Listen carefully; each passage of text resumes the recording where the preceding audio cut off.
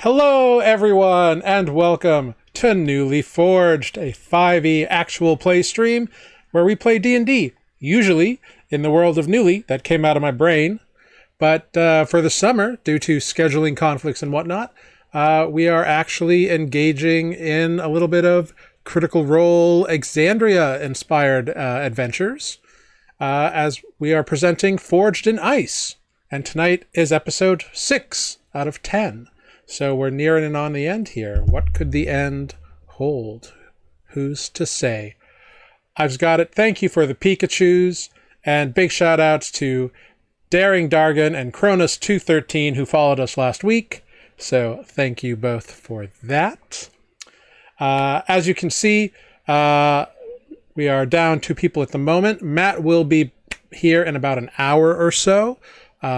His work schedule went long because that happens sometimes in the world. Tanner, unfortunately, has had to pull back due to real world being crazy stuff. So he's had to pull back for a little bit. We wish him nothing but the best and hope that he gets to come back as soon as he feels up for it. As a result, Alkin will be a bit shadowy and indistinct for a while, possibly through the end of this and maybe into the resumption of our regular campaign. We'll have to check in with him to know for sure. But Tanner, we love you, we'll miss you, and we'll see you as soon as you feel up for it. In the meantime, I have with me 2 glorious individuals who are going to introduce themselves, their characters, and please tell us all if your little character here has one goal to achieve before the end of all this adventure.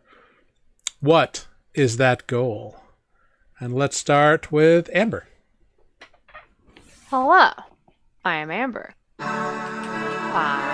Oh, I've got it. Just subscribed for 28 months. Give it up, everybody. Hype in chat. Woo! That's a lot. That's a lot. I am Amber. I play Bloodwind Bloodaxe, the formerly tiefling, sort of still tiefling barbarian. Hollowed one, for those of you who know mechanics. Bungee jumping barbarian is how I've come to think of her. What does Bloodwind want out of this? Pretty sure that she would really... Okay, there's like the pie in the sky desire of like, oh, what if Arathis talks to me? That would be so cool. But then there's also just the simple fact of I want to save the family. Who cares about the criminals who, stole this stuff and therefore got sick? I want to save the family. Save the family. Very cool. Yeah, very wholesome. Yeah, I dig that. That's dope. I dig it. Very cool. The most wholesome zombie ever. Yes, indeed. Because for those of you who may not know, Hollow Ones kind of are undeady. They're not full undead zombies, but they are fairly close. They have touched the other side, as it were. Broken on through to the other side. Just the tip to see what it feels like. Whoa. All right. I dig it. Yeah. That's cool. Awesome. Well, right below Amber, we've got Mike. That's me. Hello, I'm Mike. I play Phineas Skyrain, the Dragonblood Dragonborn Artificer. And ideally, before this little adventure ends, you would like to get to level 3, where like the more fun stuff begins as an artificer. Sure. I mean, that's going to happen, guaranteed. Oh yeah. Okay. Yeah. Yeah. But that's like a Mike goal. That's not like a Phineas goal. Yeah. Phineas wants to be able to call one of these people that he's with now friend, maybe a strong word, close acquaintance. Mm-hmm. Somewhere in between the two. Someone that he could call on. Well, for someone who wants a friend, you don't make it easy. But that's life. That happens sometimes. That's the challenge. That is the challenge I present to these people. That's right. You gotta pass the test. You Go gotta through the pass fire. Oh my god. Burn a little, if you want to be my friend. My table got stolen, so I don't have a lamp. Here, I'll balance it up there. That's really safe. Your table got stolen? We are rearranging. Well, that looks not precarious at all. Not precarious at all. It just helps my camera not freak out if there's a light back there. Totally. Well, very cool. I am Jared. I'm your humble dungeon master here, and my goal is to have the party have fun. Whether or not they survive is up to them, and dice rolls that I do not control. But, hey, who's to know what could happen and when it could happen? But since that is where we are at the moment, let's dive into last time on Forged in Ice, shall we? Mm-hmm. Last time on Forged in Ice, the party made their way through Salsvault, encountering belligerent zombies, a room of flying swords, and a chest guarded by giant crabs. The flying swords took down Elixeros and Bloodwen falling into unconsciousness many, many times, but getting right back up again almost each and every time. After a much-needed long rest, the party regrouped, bypassed a room where the door was marked with a giant X painted on it, and they could swear they heard sounds of things being destroyed within. Instead, they found their way to a partially submerged room that was partially full of the frigid waters that Salsvault is like sinking in, half out of.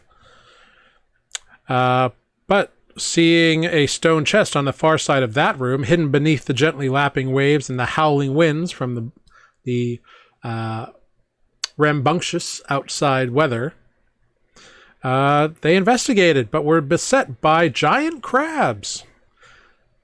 Defeating those giant crabs, the party waited for about 3 hours for Bloodwind to return to consciousness and rest up enough to continue on, during which time Phineas waded into the frigid water and attempted to pick the lock of said chest.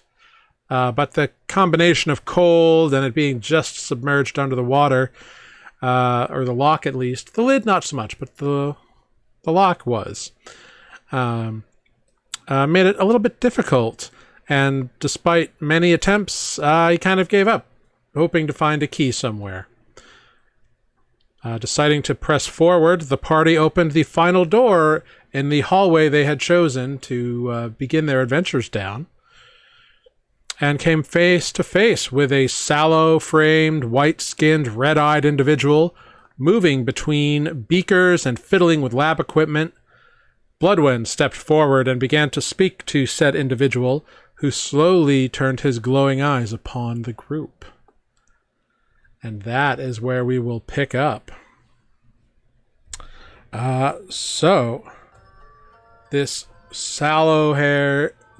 white-haired, sallow-skinned, like super, super pale, almost frigid white, blue-skinned individual, sunken cheeks, sharp eyes, red glowing eyes, sharp teeth, not sharp eyes. I don't know how eyes are sharp, but has turned to you as you enter the room and say, "Hey there." Looks at you, narrows its eyes. "Tharustakal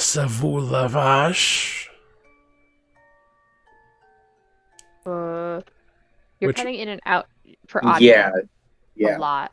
But then also, is that a language that I even speak? Oh, am I really? Yeah. Interesting. Let me check some settings here. Cool. Seems to be all good. Weird. Well, hopefully it fixes itself out. Cool. Cool. Well, let me know if the audio keeps doing weird things. It's okay now. I think it's just when you get animated and excited. Well, we'll see what happens. I might have been peeking a little bit. Yeah, it's like it's like it's compressing. Cool. All right. Well, so this figure has turned towards you and spoken to you in a language that Bloodwen, I don't believe you speak, because you speak Common, Dwarvish, and Elvish. Yep. Phineas, what languages do you speak? Common, Draconic, and Elvish. Okay. You kind of look this thing just like looks at you with like blood red eyes, and you kind of catch the gist of it. It sounds like Draconic, but interesting. But it is like an ancient dialect. So it takes you a few moments to like sink in what he was saying. You get the sense that you can communicate with him, but it's going to be a bit of back and forth.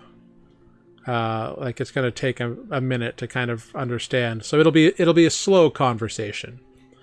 But after a few moments, you put together that he is, or it is, asking, "What is it you want? Who are you?"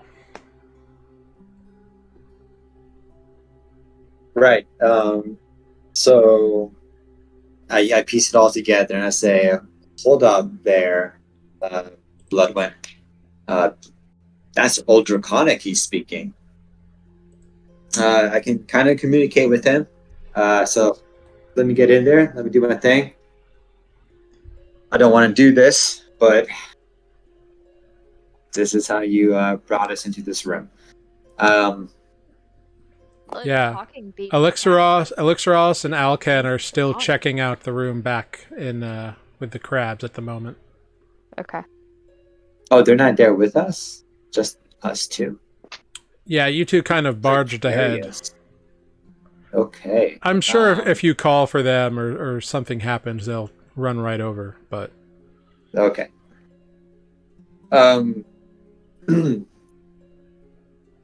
Greetings.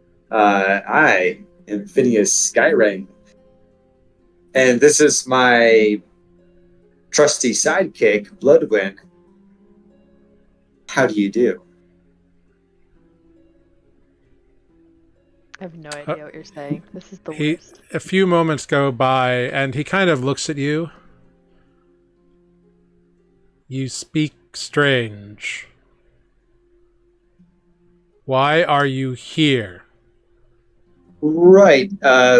We are here to cause no problems at all.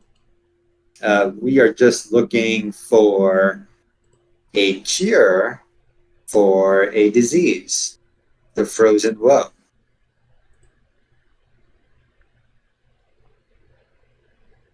He looks at you. There is no Frozen Woe.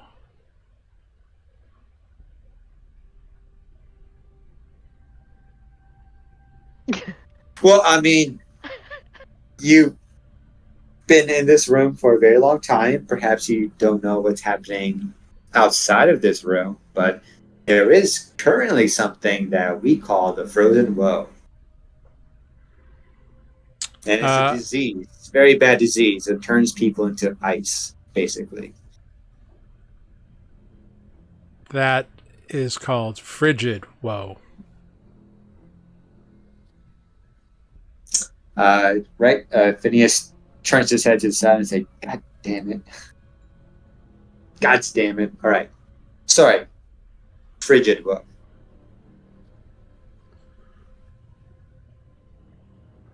Why do you want the cure? It is designed to kill gods. Right. And currently, it's not affecting the gods. It's just affecting these normal people, run-of-the-mill people. And we do feel bad for them. And they don't deserve it. So we just want to help them out. Gods be damned, the pox on them. But for these other people, don't really deserve it. These people are Aeorian?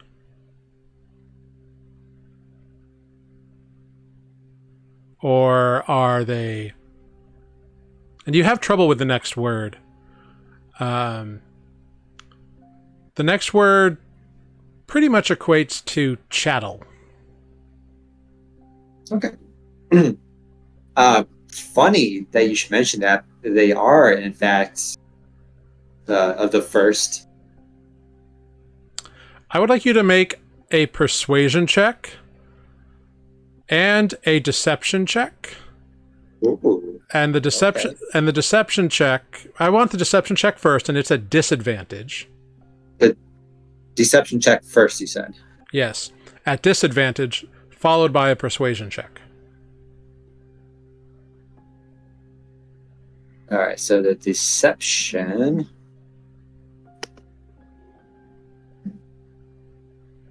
$19. Nice. Boom. Okay. All right. All right. And now a persuasion check, please. And a persuasion check, and I'm going to use my forceful presence on this one. That's throw that up there on the chat. That's my little specialty I can do. Okay, so you use it, so you get advantage on the check. All right.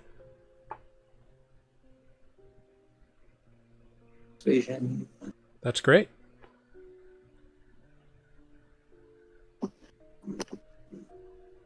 Oh, Oh, good thing you used your Okay. forceful presence. yeah, right? He looks at you. If Aeorians have accidentally experienced an outbreak, that is unfortunate. There are notes in my lab,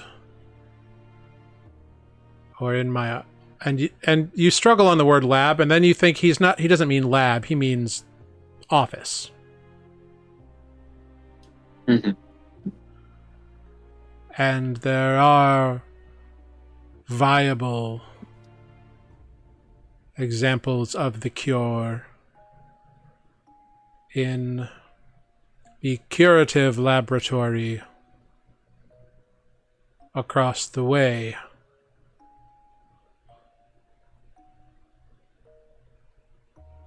I'm sorry, say that part one more time. There's a curative laboratory, is that what you said? Yeah, he said that there are viable samples of the cure in the curative laboratory across the way. Mm-hmm. I'm sorry, is he, when he says this, is he like pointing back outside the room? Is he pointing through another door? Is there another door in this room? There's not another door in this room. Okay. There's just the 6 tables and this individual going around tweaking things. He does point like back the way you came, like out through the door. Okay. That's great. I humbly thank you. You're an amazing person. Feral Saul is not without heart. The gods just need to learn their place. I agree with that sentiment wholeheartedly. And he kind of nods.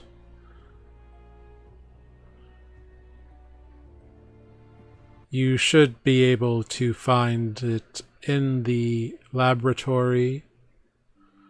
It's in a chest on the far side of the room from the door. Just across from this door. Is that Yes, right? in the curative Okay. laboratory. Yes, that makes sense now. Thank you so much. Wait, So we're gonna go now. Um, so we'll kind of leave you be. By the way, is there? You said it's in a chest, right? So I imagine the secrets are locked within. Is there a key? Make a persuasion check. Oh my goodness. Right. I can do this. I can do this. No, 8. He kind of raises an eyebrow. Of course, there is a key.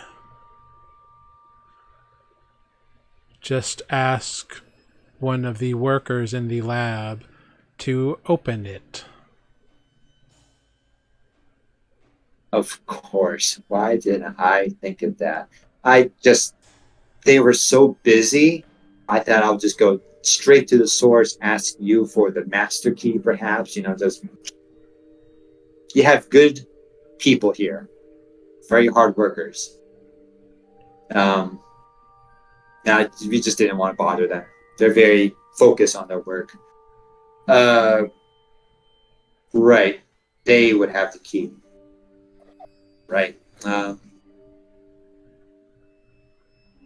Okay.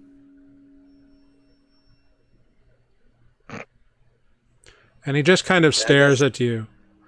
Yeah, I stare back at him awkwardly. It's like, Anything all right, I guess. else? My work is important. Of course, your work is very important. I will leave you be then.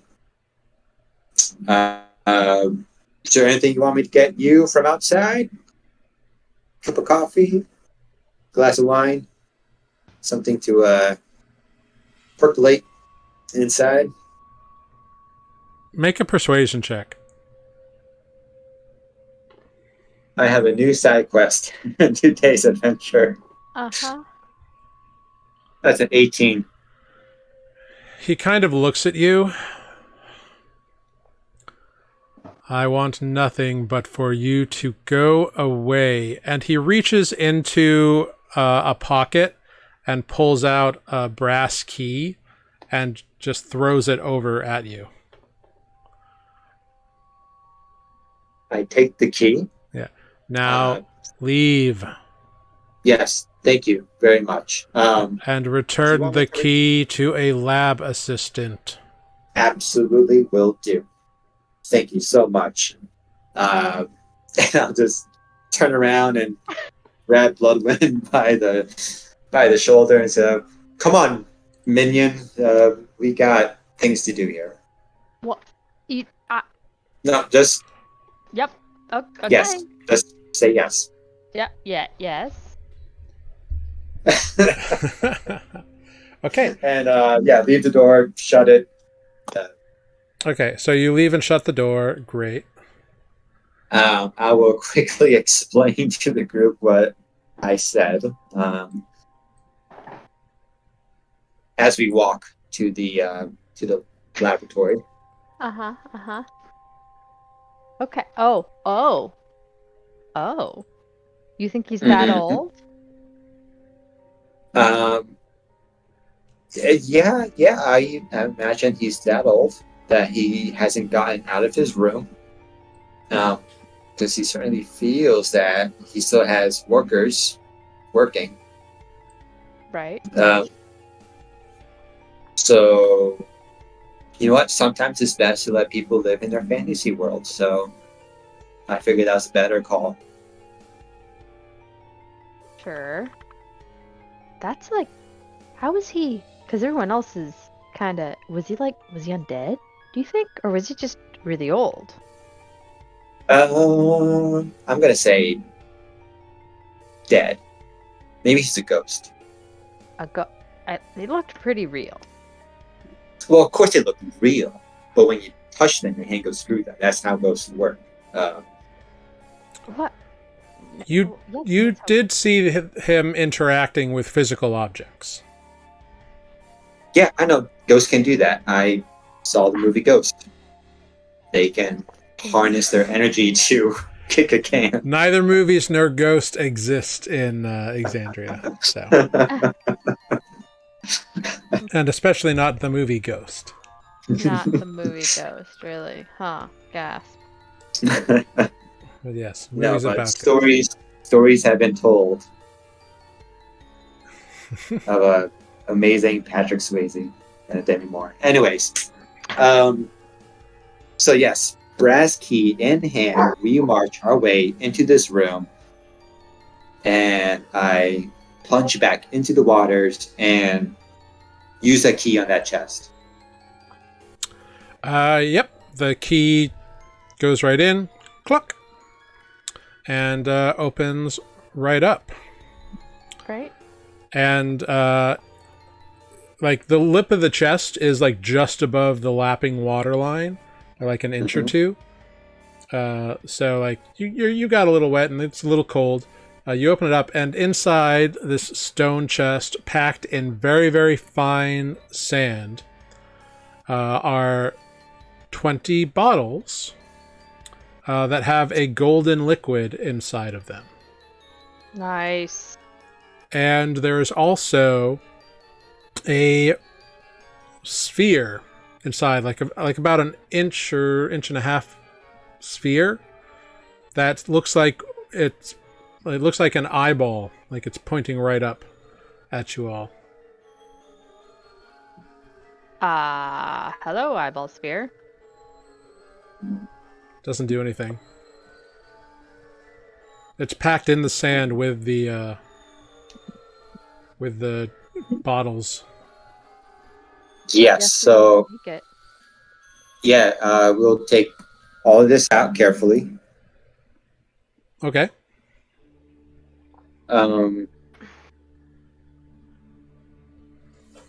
Do this sphere with an eyeball, does it do anything? Does it move?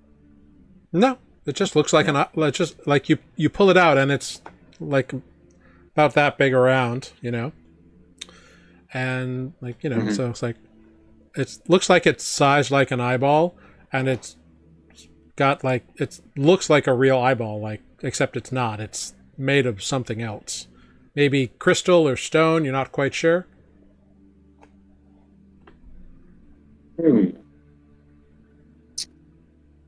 Take it? I'll definitely take it. I do have the identify spell, but just in case we have to fight something nasty, I don't want to use it just yet. So we'll hold on to that later.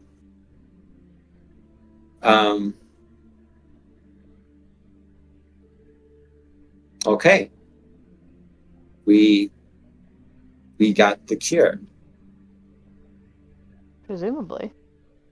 I mean, you've got 20 bottles of a golden liquid. Shiny gold potion that guy who thinks it's hundreds of years ago, get out of there, gave us.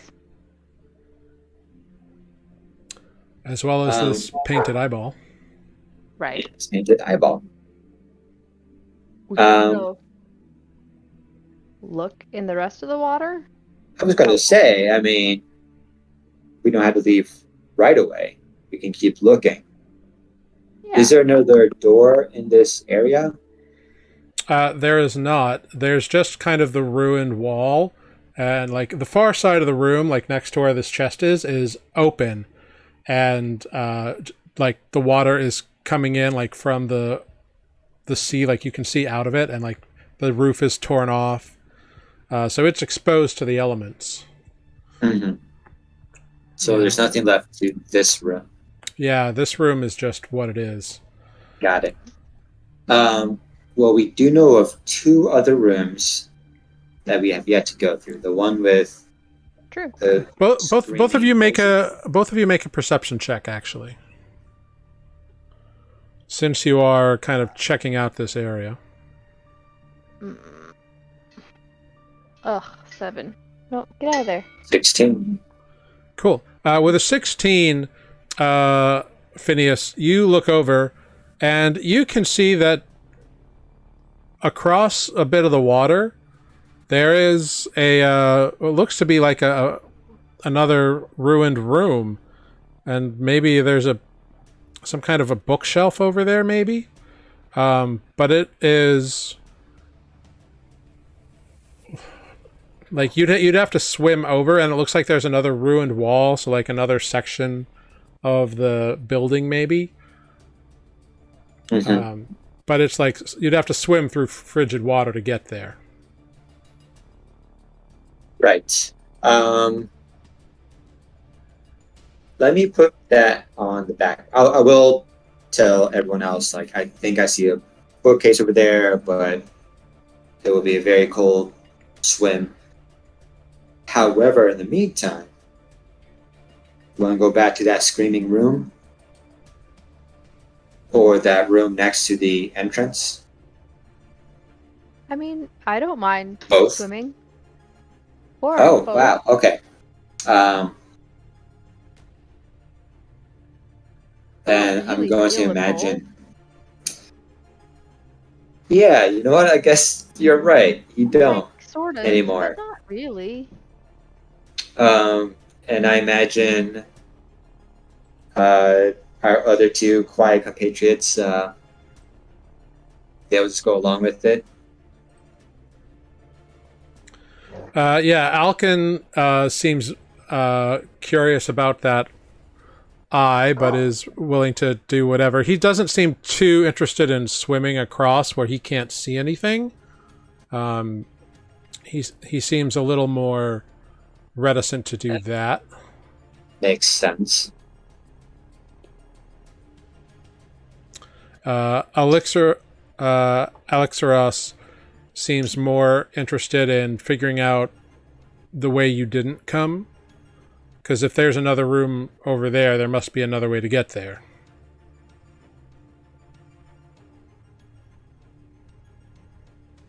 I guess that's fair. We could That's try a that. point.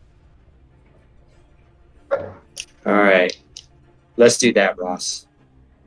We'll go all the way to the beginning of this dungeon, Okay. whatever you want to call it, and we'll go to the other door. Okay.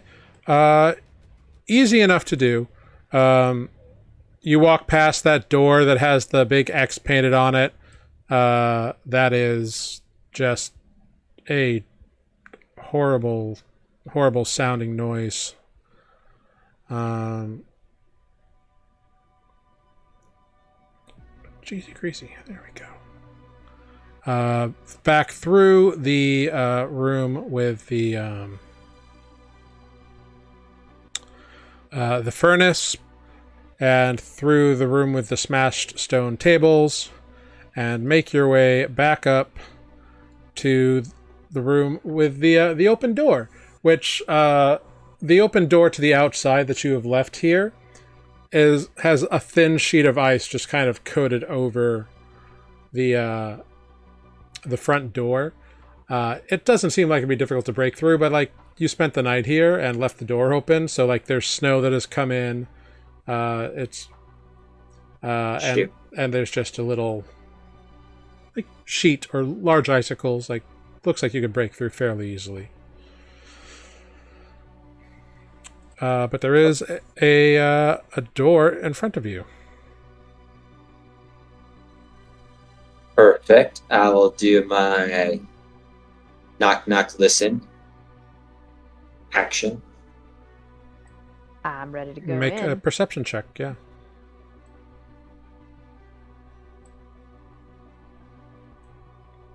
A 12.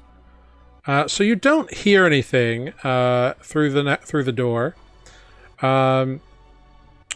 but you do. You can tell that, like, you push on the door a little bit. You can't tell it's locked. You said it's not locked? It is locked. It is locked. Okay. I will try to pick it with my Thieves Tools kit. Yeah, absolutely. 20 plus. Yeah, D20 plus Dex plus Proficiency. proficiency. Right? Yep. So 4. Oof, 12. Wonderful. Let me see here. You try at the lock for a few minutes, but it doesn't undo. Try the key. Maybe it's a master key. I mean, sure. Yeah, why not? I'll try the key, actually. The key does not fit the lock. Too good to be true. Can I try picking it again? Yeah, sure. Bloodwind, make a perception check for me. That's better. 19. Okay, yeah. With a 19, you kind of get the trick of it, and you're like able to click it with the thing, or click it with the thieves' tools there. Open it up, and what you open up to is a room that is just covered with rubble. You can see smashed stone tables covering the floor, and there's 2 stone chests built into the stone floor next to each other along the far wall. You see a door to the west with words in draconic runes, and a large iron lever that's currently flipped into the up position next to that wall. Mm-hmm. Yeah, that's what you see when you look in. And nothing dangerous. We go look at the chests. Are they locked? Is there stuff in them? Yeah, you want to go in and check out the chest? Yeah. Yeah, there's no, like, signs of life or creatures or whatever in this room, so. Cool. So, Bloodwind, you go up to... There's 2 chests. There's a left chest and a right chest. I will go to the left chest. Okay. Yeah, and, like, walking over the rubble is kind of difficult. It's difficult terrain, essentially.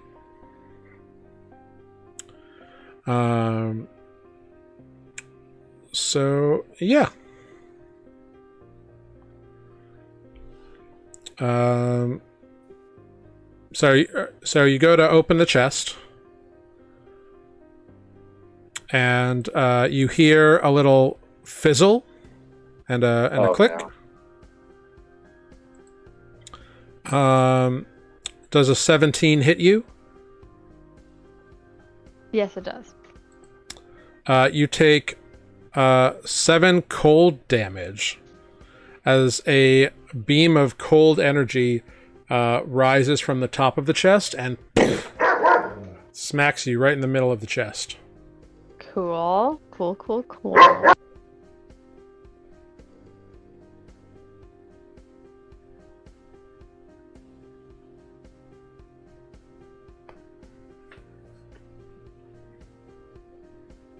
I mean, is it done now? Can I look at what's in the chest? It didn't open. That beam fired at you when you tried to open it. When I tried to open it, it did not open. Okay. Correct. All right. Well, anyone... Like, you went to, like, pick up the lid, and, like, you could tell it was locked, and then at that same instant, it blasted you with a bolt of cold. Okay. Anyone know how to deal with that? Can I inspect it? Is it a booby trap that resets itself, or? Yeah, go for it. So, make an investigation check. Dirty 20. Yeah, so you start looking at it, and you find an archaic set of draconic runes on the hinges, in very, very tiny letters near the hinges. Go ahead, make an Arcana check for me, Phineas.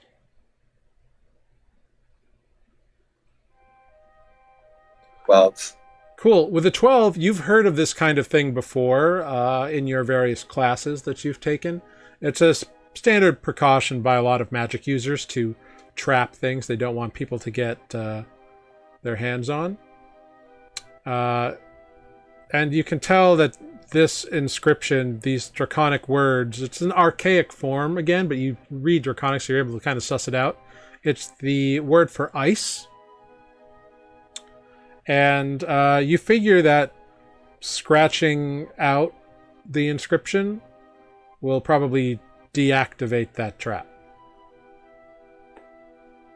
Cool. I will say, hey, I think I got just a thing. Then I'll start scratching it out. And when I feel my work complete, I'll stand up, take a step back, and say, should be better now. Try it again.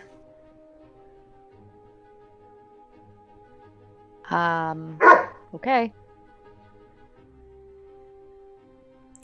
Cool. I So try the left chest again. yeah, so you go to open it up, and it's still locked. Do you want to try to force it open? I mean, you could open this, right? You did the door. You want to try and unlock this, or should I just yank on it? The actual lock. Yeah. Yeah. No, let me use my thieves toolkit. Okay.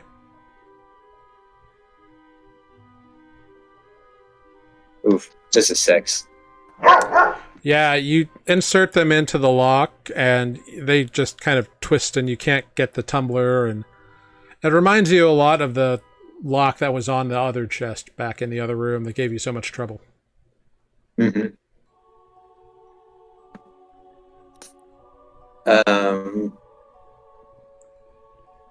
Can I try again, or? Yeah, if you want.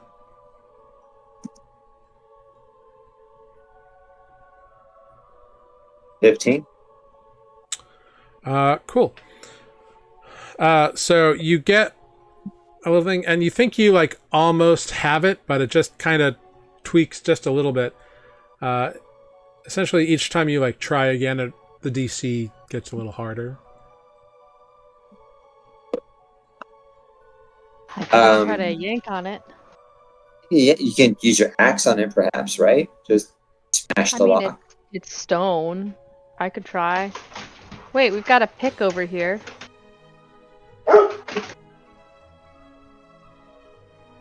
Let's use a pick. Can we try the war pick? Maybe that would be better. Elixiros goes and smashes his war pick into the top of the chest. And it doesn't seem to do very much damage. It seems like it's a rough go of things.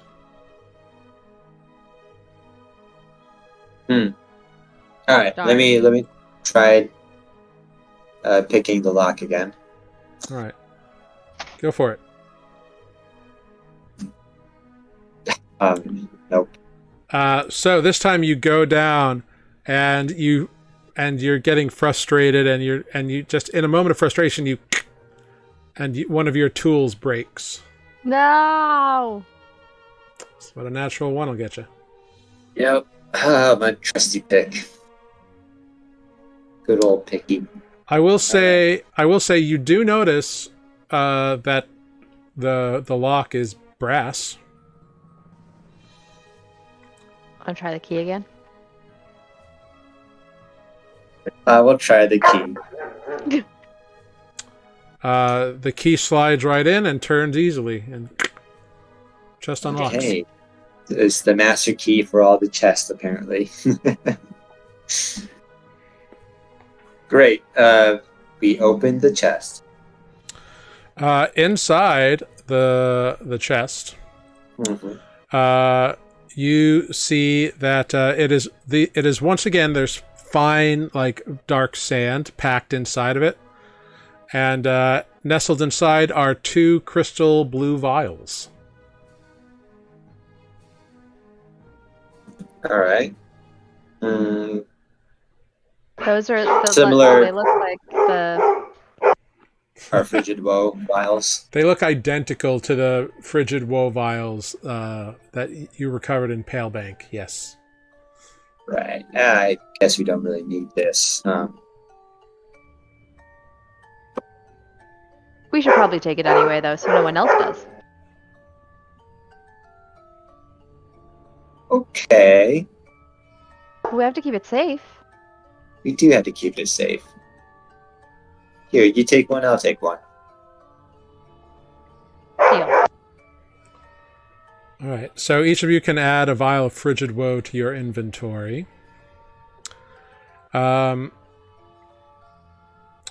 this meantime, Elixir has kind of been looking at this this door that's up on the left side of the room near that iron lever.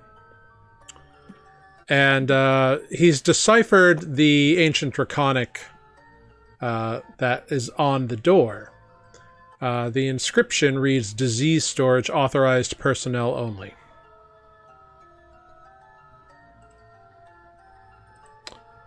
And I can show you what that is, actually.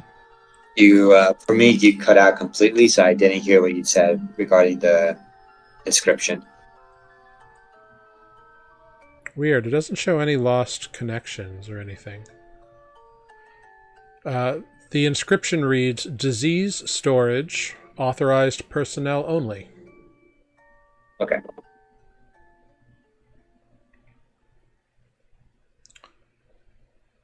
And beneath that, you look and you see a little bit more draconic, and it's signed by order of Ivs Go Tit, and it seems that they are the safety officer. Ibs Go Tit. Mm-hmm. That's a very noble name. These Aorians had strange names, apparently.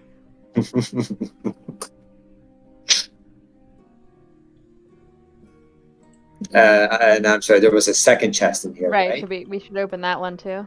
Yeah. Can you all see the map?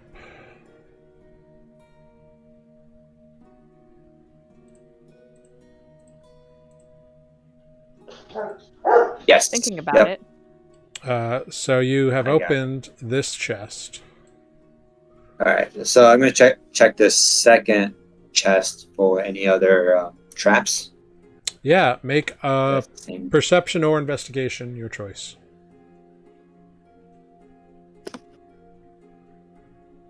Yeah, with a nat 20, you find the same little bit of draconic near the hinge, the word ice. Okay. So I'll do the same thing. I'll just scratch it out. Does it have the same brass lock as before, as the other one? Mm-hmm. Yep, absolutely. It looks to be identical. Perfect. I would use the key on it and open the chest. It opens right on up, and inside there's 2 more blue crystal vials. Take All right. Two. So we'll take one each. All right. So you each now have 2 vials of Frigid Woe. I shall destroy my enemies. I mean, what? You could. But yeah. So yeah, this door up on the west side of the room here, that is the one that has the draconic carving on it that says disease storage. There's this iron lever on the wall next to it. And then there's another door down on the east side. I'm going to move away from the disease door and go down here and do a listening check after knocking. See if it wakes up anybody. 17? So you knock, and you don't hear anything. Okay. Except maybe some stone shifting. By itself, doubt it. Well, Um, more like the stone under your feet, because you're on top of a pile of rubble. I still don't trust this rim. So, uh, weapons out, get ready. And Ross, you open the door. Elixir Ross is shadowy and indistinct at the moment. Or stand back. Oh, What? here he comes. I was Wow, like, mood lighting. Hey, Anyone hear welcome. me? Ross, Yes. hello. perfect timing. It's just Welcome, like in, welcome, Matt. Good to see you. Good to see you. it was just like Endgame.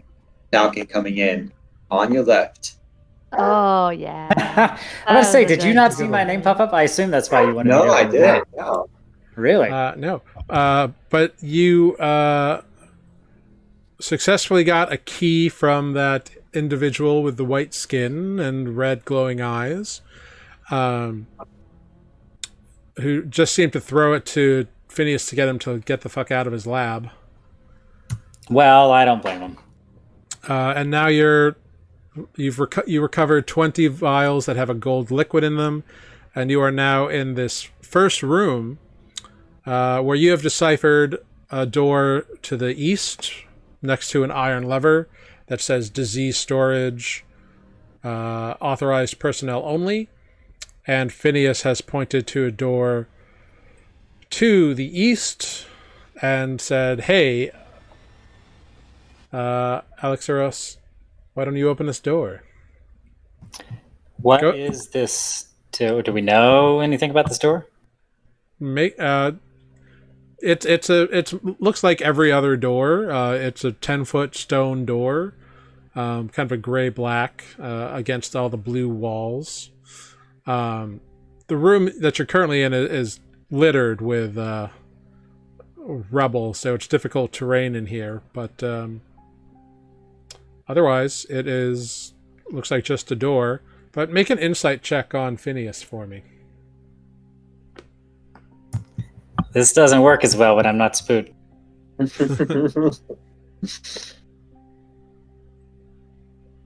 see if this. Sorry, stand by. Mm-hmm. I popped on before I was really ready, I guess. That's all right. We love having you back. See if this goes through. If not, I'll roll in D&D Beyond. Yeah, go for it.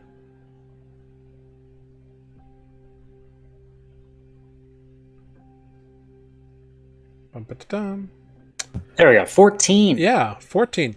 Yeah, Phineas is telling you what to do and trying to be the leader here, and obviously wants you to open the door in case there's anything beyond it that he didn't hear. Yeah, you think you're pretty good at this hearing thing, don't you? Well, I'm going to open the door because I want to. Okay. I'll open the door. All right. Yeah, you open the door. And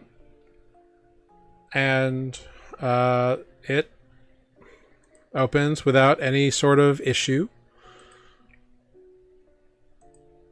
And yeah, opens Okay, right up. took me a while to find the map. I was like, it's a black screen in here. Something has gone wrong. What have you done, Phineas?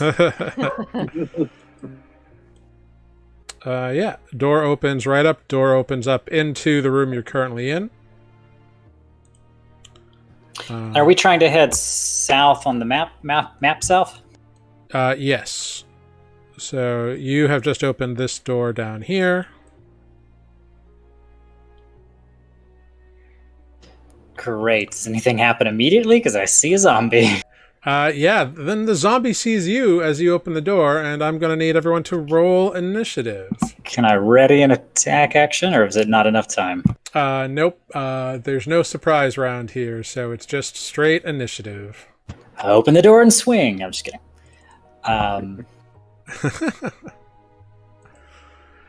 So someone can also roll initiative for I got it. Alkin. Great. Is this the first bit of combat? It is, yes. For today, yeah. Oh, zombie. Zombie. Got any friends in there? Who's to say? What did Alkin roll? An 11? Yeah. Great. Also, the world needs to know having 5 dogs in your house sounds like a lot. It is at first, but now it's heaven. I was gonna say that probably is a lot. They've all calmed down now. No, they like know how to play with each other now. It's hysterical and adorable. Oh, that's And wonderful. we've had them for a Aw. couple days enough so that we've put away all the things that they eat. Well, good. First up, it's Elixaros. I was about to say, it better not be that zombie. Indeed not. It is Elixaros. Alex Eros. Elixaros. Alex Eros. Elixaros. Okay, great. Now that we've got past that, what have we done? Is this first combat of the day, of the new day? It is. You have all your hit points and all of your stuff. Okay, I was gonna kind of like gently rip Mike for how much he used it last time, but I'm gonna Eldritch Blast. Go for it. Oh, I did the wrong thing first. Let's roll the attack. Indeed, please do. 23, does that hit? That hits. Absolutely, that hits. Great. Do you want me to reroll damage? Or do you want to take the 11 force? We can take the 11 force damage. Yeah, that's a solid smack. All right, I'm gonna say zombie on my 10. Get in there, Phineas. Anything else on your turn? Oh no, I forgot how to play.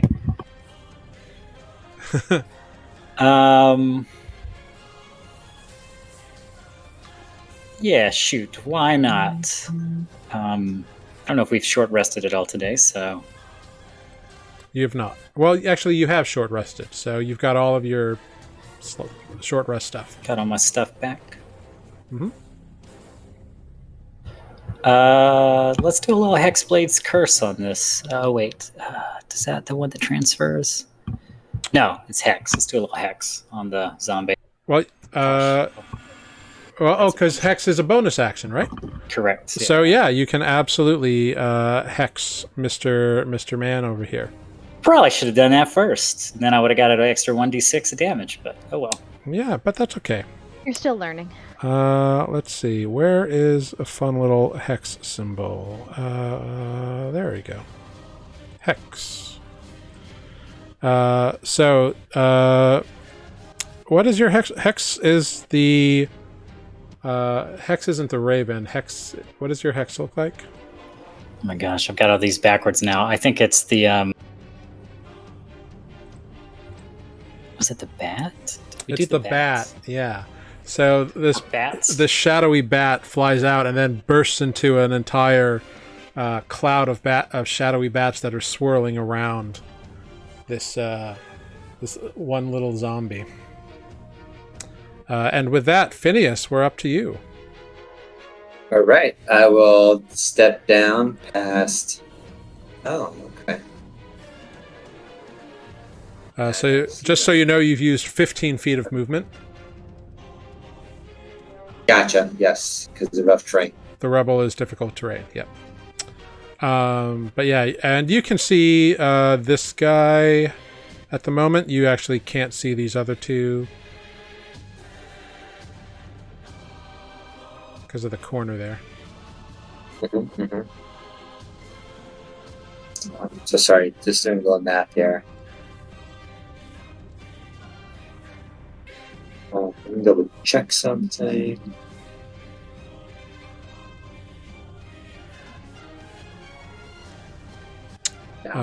Blood when you're on deck-ish, followed by Alkin.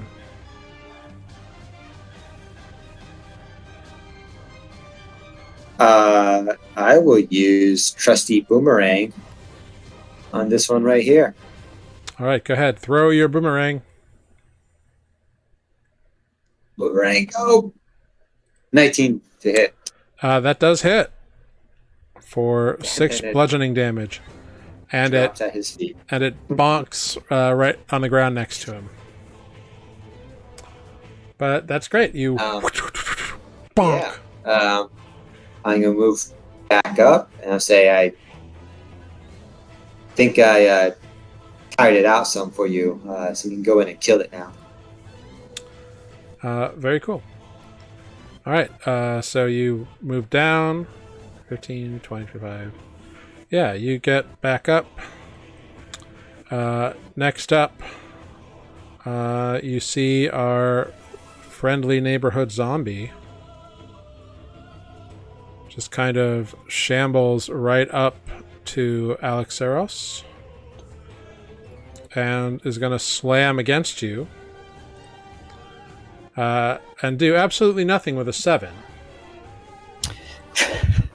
I'm sorry. That's okay. As you hear more kind of groaning and shuffling coming into ear sight, it feels like there are more zombies on the way. And this zombie is wearing these tattered ancient robes. It's like blue robes. Oh, interesting. One quick thing I did forget about, it probably won't come up, but I need to choose an ability for this zombie to suck at. Yeah. Religion. No, I'm joking. Athletics? So you want strength checks. Strength checks, yep.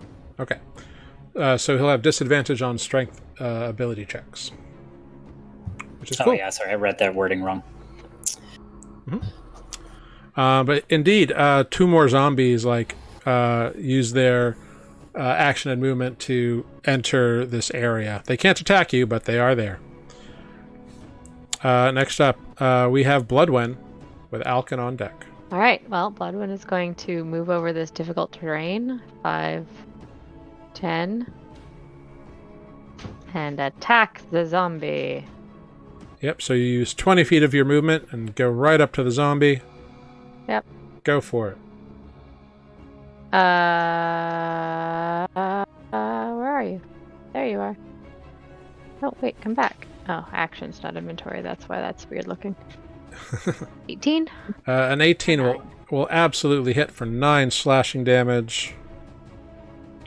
Wonderful. Anything else on your turn? I'm just gonna announce. I'm just realizing I don't feel great after this last fight. I'm a little stiff, and, yeah. All right. That brings us to Alkin. Alkin can kind of see this individual here. But that is all the threat he can determine at the moment. Then I guess he'll just move forward. Because he knows at least that Elixros is there, right? So move him up until wherever makes sense, a little forward. Yeah, so using 20 feet of movement, he can get to the middle of the room and see these 2 zombies in the doorway. Can he attack through Ross's space? Yeah, he can do like an overhead chop. He swings. Because he's got that glaive, so it's got a 10 foot of reach. I will say it will give the zombie a little bit of cover. But not much. Okay. Yeah, I mean, that's the downside of being in a doorway. Oops. Okay, he'll try to attack for a 16. 16 will hit. Which one are you attacking? That one. This one. Wonderful. I love that. 13 slashing damage. That's a lot of damage, dude. That is a lot of damage. Wow. And you see that it crumples beneath the weight of the blade. And it looks like it slumps over in the thing and begins to slide down, but then it stands back up again. No. Indeed, still there. Anything else from Alkin? No. That's all Elkin's gonna do. All right, Alexaros, it is up to you at the top of the round. Awesome. I just realized I did all my stuff out of order, but that's okay.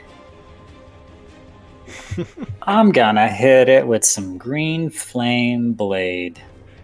All right, go for it. Make your attack roll. Oh man, so close. Oh yeah, an 18 absolutely hits. Go ahead, roll some damage. 11. 11 And 11 damage. I'm trying to knock down that one again that Yeah, the guy next to him takes the 3 fire damage. Cool. 11. hold the line.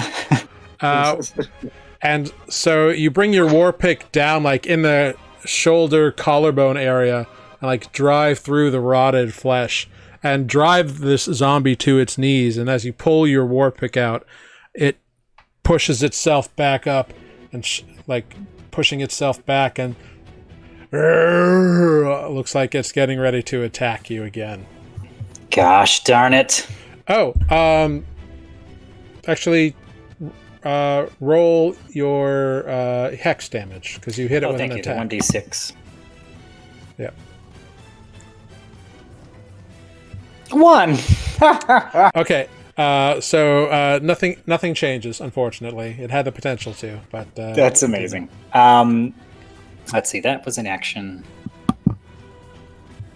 Yep, that's an action. You got a bonus action you want to do? No, apparently. All right. Very cool. That brings us back to Phineas. Yes, I will move up to over here, and I'm going to shoot this zombie here below Bloodwind All right, go for it. with my crossbow. Yeah, do it up. 8. An 8 will hit for 5 TFO. for 5 piercing damage. They're zombies. They're not hard to hit. They are slow moving. not Just hard to keep down. It's not that. I keep thinking they're wearing shattered armor or something. They may be No, zombies. they're wearing tattered robes. Like it's tattered cloth. Okay, I've said this multiple times. I know. I'm still in disbelief. Believe me, I don't know what else to tell you. It's a whole Cool. stay down problem. Yeah. Yeah, it's that. Very good. Anything else after? No, that's it. Cool. All right. You can reload your crossbow. Very cool. All right. Next up, we've got the zombies. One slams against Alkin with a 16 to hit. I'm sorry. Against Alexaros. I was like, how tall is this zombie? Sorry. I'm suddenly Alexaros. terrified. A 16 to hit. That will hit. All right. You take 4 bludgeoning damage. And I need you to make a Constitution saving throw for a concentration check, DC 10. Can I take a reaction? You can. I still need the save, though.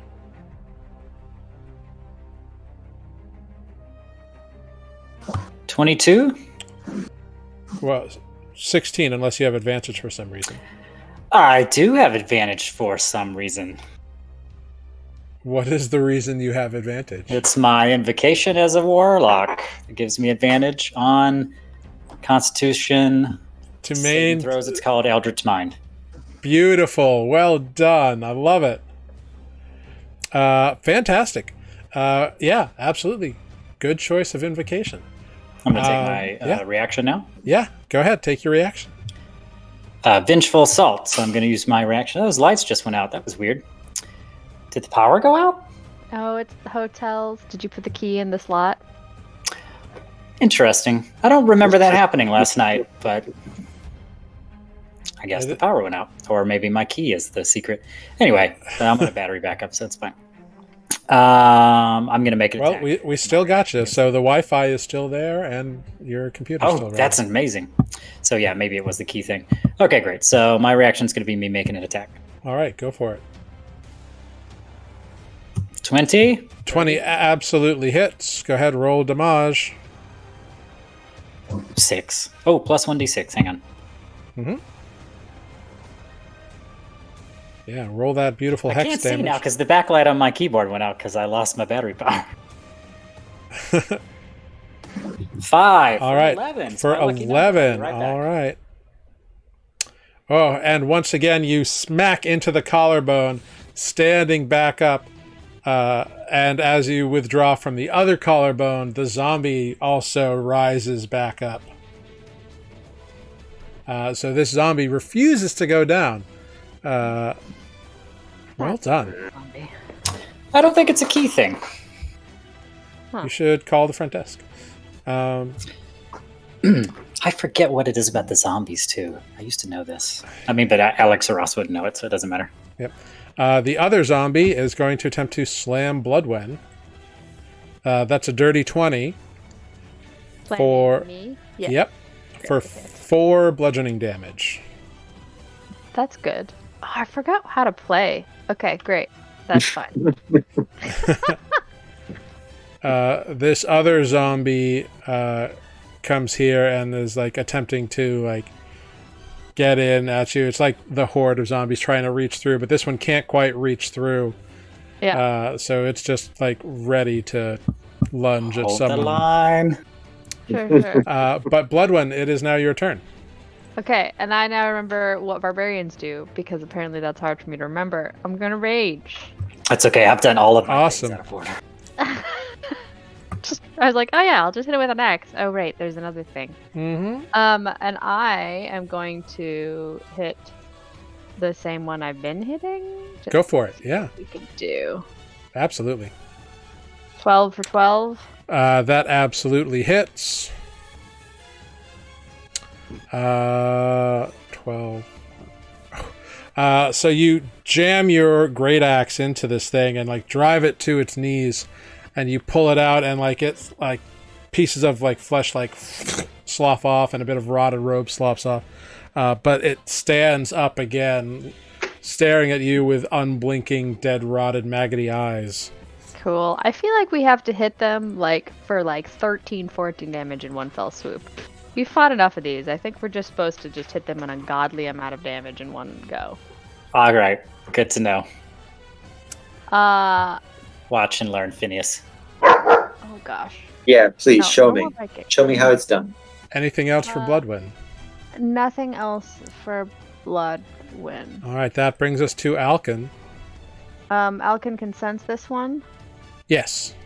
All right, so Alkin is going to step to one side and try to hit this one. All right, he takes a step over. It's going to get the same bonus to its armor class. That makes sense. It's But yeah, a go for it. glaive. Yep. Roll? Oh no, it didn't roll. Oh no! Oh no. He stabs me instead. I'm going to need Bloodwen, Elixeros, and I'm going to throw Alkin into this. I need all of them to roll Great a d20. guys. And Phineas as Wait, well. didn't Alkin Alkin. attack? Alkin did attack. I need Alkin. It's gonna be me, guys. 2 for me, 18 Oh. for Alkin. 9 I for rolled a 3. All right. Ross. so indeed, He nats ones all the time. it's true. Critical fails. That's how you say that. Yeah, he failed. Oof, that's rough. So Bloodwind, the haft like whams into your shoulder, like you moved at the last minute, like into his attack pattern, and the shoulder just like takes a brunt of bludgeoning damage. You would take 1 point of bludgeoning damage, but luckily you are raging, so it was reduced to none. Yay! I'll just stand here. Ow, that kind of hurt. Yeah. Alkin's like, sorry, you moved. Stop swinging the glaive around. We talked about this. He needs to swing the glaive around because we need to kill the zombies. Alexaros, it is up to you. Is it? Yes, it is your turn. Yeah. You Oh, were going you to mean show me like- how it's done. Yeah, that's You're the start of the round there, killer. Okay, hang on. Let me think about this. I'm just pulling out all the stops. I got to impress Phineas because I was pretty boring last week. That was just a joke. You were a little bit quiet, reflective, pondering. Refreshingly quiet. Excellent. Never mind. That's not something Bloodwood would say. Is this what I was going to say? All right, what you gonna do there, Alexaros? I think I'm not going to try a medicine check on zombies. We've been hitting both of these zombies in front of me, though, correct? Absolutely, yeah. You've been wailing on them, and then like with attacks where like the light or not the light, but like their eyes like go dark, and then they like force themselves back up. So like, it's not so much that they've got a lot of hit points left. They're doing the zombie thing. They're hard to get to stay down. Yeah, they got like second and third and fourth wins. All right, I'm going to do another green flame blade on the one I've been trying to down. Yeah, go for it. Oof, 12 though. We'll still hit. 12 will absolutely hit. Now, which zombie are you targeting with green flame blade? I'm going to still hit the one in front of me and the one in front of Bloodwind. Okay, great. 3 points of damage. Cool. Go ahead. Roll your damage for your pick, for your war pick. 11 again. Wait, 1d6. Hang on. Uh-huh. At 1 again. So 12. All right. And 3 to the other guy. I might mention to Bloodwind that... All right. You know what? Never So you bring your war pick up and smack it. You've been aiming at collarbones. You smack this thing right in like the center of its body. And this human zombie, you feel the breastbone shatter beneath it as you drive it into the center of the chest. And this thing crumples to the ground in a heap and does not rise again. The other zombie, like the flame washes over it.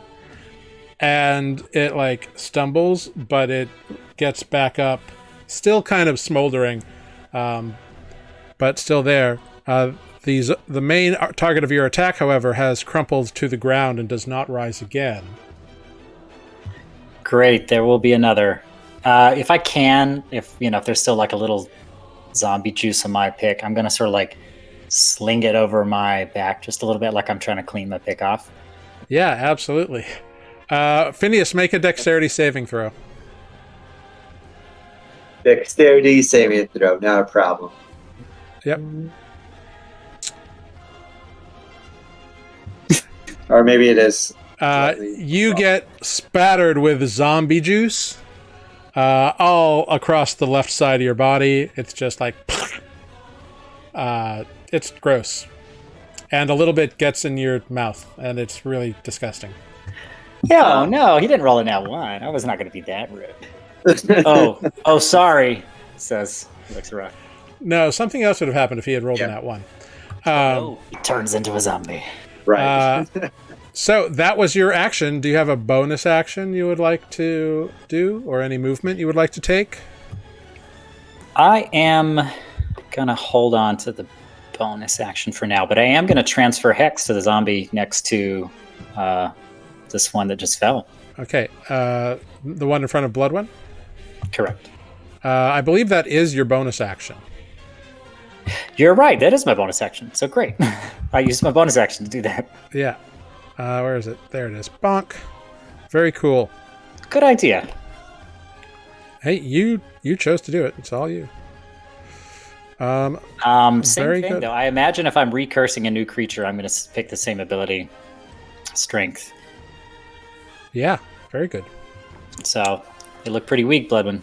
Might be able to knock them down. Cool. Just saying. All right, Phineas, you have been splattered by zombie goo. It is your turn. With Yeah. Bloodwind on deckish. Yeah, bonus action, I'll wipe that zombie juice off my mouth. It That does. might be a free action. It's an object interaction to wipe your face clean, just like. Yeah, you get that one for free. Um, Just can't open the door now. I'll say, it's about time you're pulling your weight around here. And I will shoot my crossbow at this one in front of Bloodwind. I take your reaction to duck. Go for it. 23 to hit. Hell yes. That absolutely hits. And it like right in the forehead, like right above the eye socket, and it like the head like snaps back, and then it kind of lolls back around, and you can tell the neck is broken, but it's still up and still like. Arrgh. And it has this bolt lodged to it. The bolt is lodged in its skull. Nice. Okay. Amazing. Yeah, it is Oh, there. accurate. Anything else, Phineas? I am going to move over this way. All right. You That's my turn. head over there. Great. Next up, our zombie-ish friends. One is going to slam against Bloodwen. That is a 13 to hit. That hits just so. For 5 bludgeoning damage reduced to 2. Unconscious. So you go... What? Yeah. I didn't realize we came into this fight where you were already sad. You all long rested, and I took damage in something Oh. that happened, and we short rested, and I died, and then, yeah. Anyway. I remember the yo-yo because Yeah. I watched it. Yeah. but Yeah. This other zombie scrambles over the body of its fallen compatriot to come up to Elixaros. And Elixaros, that is a 10 to hit you, Negatory. which misses. So Bloodwen, it is your turn. What do you see flash before your eyes as you roll me a private d20? I see my 2 dogs playing in the field. The dogs I never had. I know.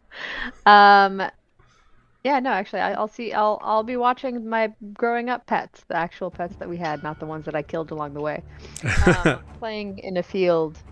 But it's a little gruesome because it's a meaty bone. Nice. Get out of there. No. Yeah. Sorry. So you watch these 2 cave dogs having fun in this underground field of like mushrooms, and it's enough to like get your heart pumping as you see them like going after this meaty bone, and like you stand up with a natural 20, which, because it's you and I ruled this last game, you get 2 hit points. I love it. I love That's that. freaking awesome. Yeah, so you have 2 hit points and you have your turn before you. Great. Well, I'm up. I'm gonna rage again because it drops, I think, when I. Yep, it dropped when you went unconscious. So you can bonus action rage. Yep. And at some point, my character sheet's gonna work again. Maybe. Maybe. No, scrolling doesn't work anymore. That's nice. So now that, and then now I'm going to attack. Why is my mouse broken? Oh no. 13 for 8 damage. 13 absolutely hits. And you smash your axe down across this zombie, cleaving through rotten flesh and bone, and like shearing 3/4 of the way through as it crumples to the ground and does not rise again. Oh, well, that's refreshing. Yeah. That's kind of Well done. Bloodman's like a zombie then. Kind of. I'm something. It's pretty funny. Great. I'm there. That's what my life is now. Cool. You've got 15 feet of movement if you want to use it. I could. I don't. Not really. No, here. I'll go over here. 10, 15. There you go. All right. Yeah, you get on the other side of that zombie, and it is now Alkin's turn. Great. Alkin's gonna move forward and try to attack this one. I guess stay at arm's reach, but like so that Elixros is not in the line of fire as directly. Yeah, so he can step up and attack ye old zombie. No longer gets any bonuses to it. Okay, I was gonna try to keep him at 10-foot range so that the zombie can't hit him. Okay, yeah, he can do that.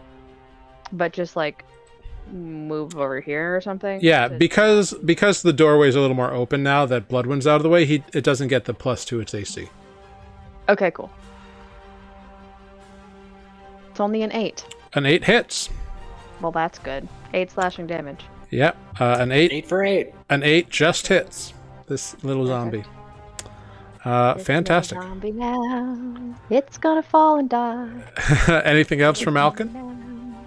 No, that'll be it. All right, Elixros. All right. I love how you are just a floating face now because your room has gone so dark. I'm getting in character. Nice. Ooh, emo swoop. Anyway, it's almost that long now. Great. What were we doing? Killing some zombies. Yeah. Bloodwind is back there. Does that do anything? Yeah, it's a zombie. You can have advantage. Let's do so. I don't need to do green flame blade, I guess. So I'll just hit it with a war pick. Go for it. Oh, bonus action first. Move curse to new zombie. All right. Yeah, you move your hex over to the new zombie. Same strength. Suck. Mm-hmm. We might try to push him down if Bloodwind back there. So we already have advantage. So I'll hit him. Yeah, go for it. 21. 23. Yep. That will absolutely hit. Yeah, let me roll the 1d6. Okay. Wow. Nice. Wow. 13. 13 There you go. damage. Very You're nice. not all on your own. Yeah, that's a solid drive through like the center of this thing's chest, and you cleave out a big portion of like rotted meat bits come with it when you pull the war pick out. So it's got like a big hole in the side of its torso now. Can I say hey to Bloodwind through the hole in the... Absolutely. Oh, hi. Oh, hi. Anything else? I was kind of hoping you'd say, and it fell, but no, I guess not. I think that's it. Phineas, it is your turn. Crossbow, a 10 for 11 points of damage. Yeah, that That's a pretty absolutely good hits. crossbow.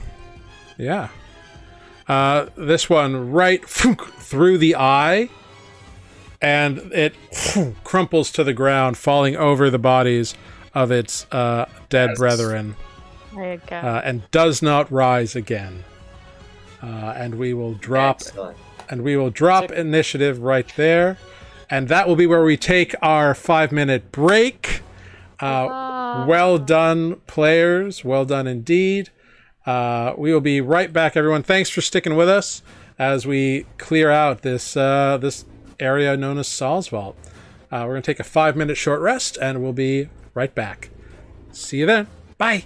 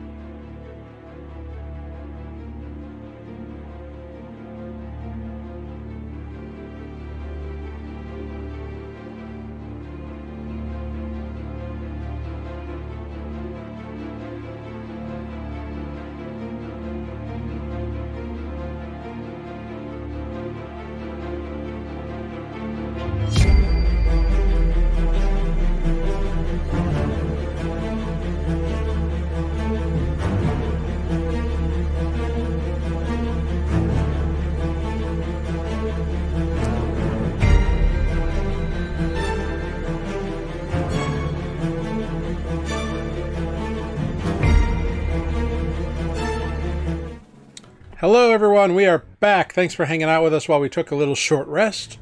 But we are back at it. And where we have left off, our heroes have just defeated 3 zombies as they venture through this other side of Salsvault, looking for who knows what.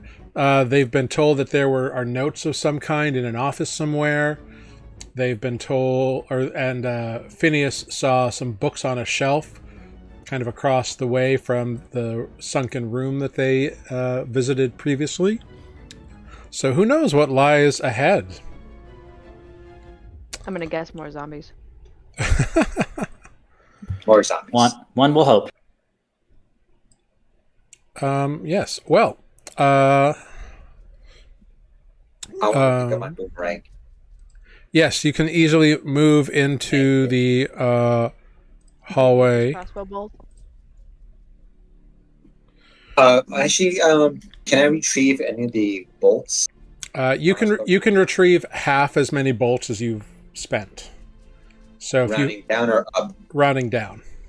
Rounding down. So 1. Okay. Yeah. So you can retrieve 1 that is still usable. All right. I think I know which one I'm getting back. Great. Great. More Very doors. Awesome. Yes. Ulcerus looks at Amber, you should be able to control Alkin's token now, so I took care of that. Wait a minute.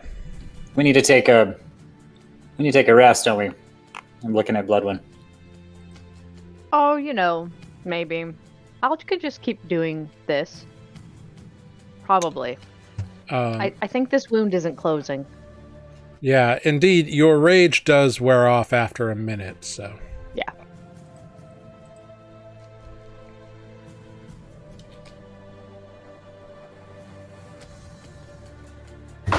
Well, I'm so sure there will be more zombies.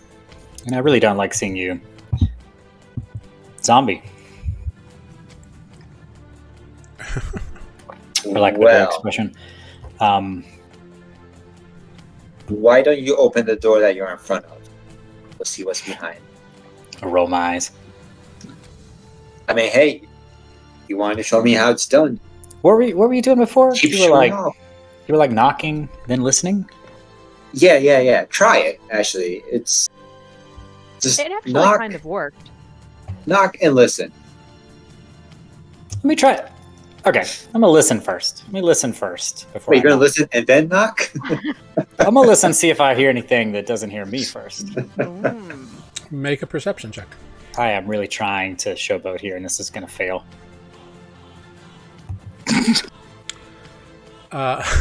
Elixir, you confidently put your ear to the door and hear nothing but that sound you hear when you cover your ear with your hand. That just kind of circulation of air, that's all that you hear. Do you hear anything, Ross? Is there danger afoot? You know what? I'm happy to admit when I'm wrong. I'm not sure that the not knocking works any better than the knocking, but I'm not sure it doesn't. So why don't you get ahead and give it a try? You've had some good luck with it. Hot shot. Absolutely. I thought you were gonna play it off and be like, "Oh yeah, sure." Yeah, I can admit when I'm beat. So I will knock and then listen. Make a perception check.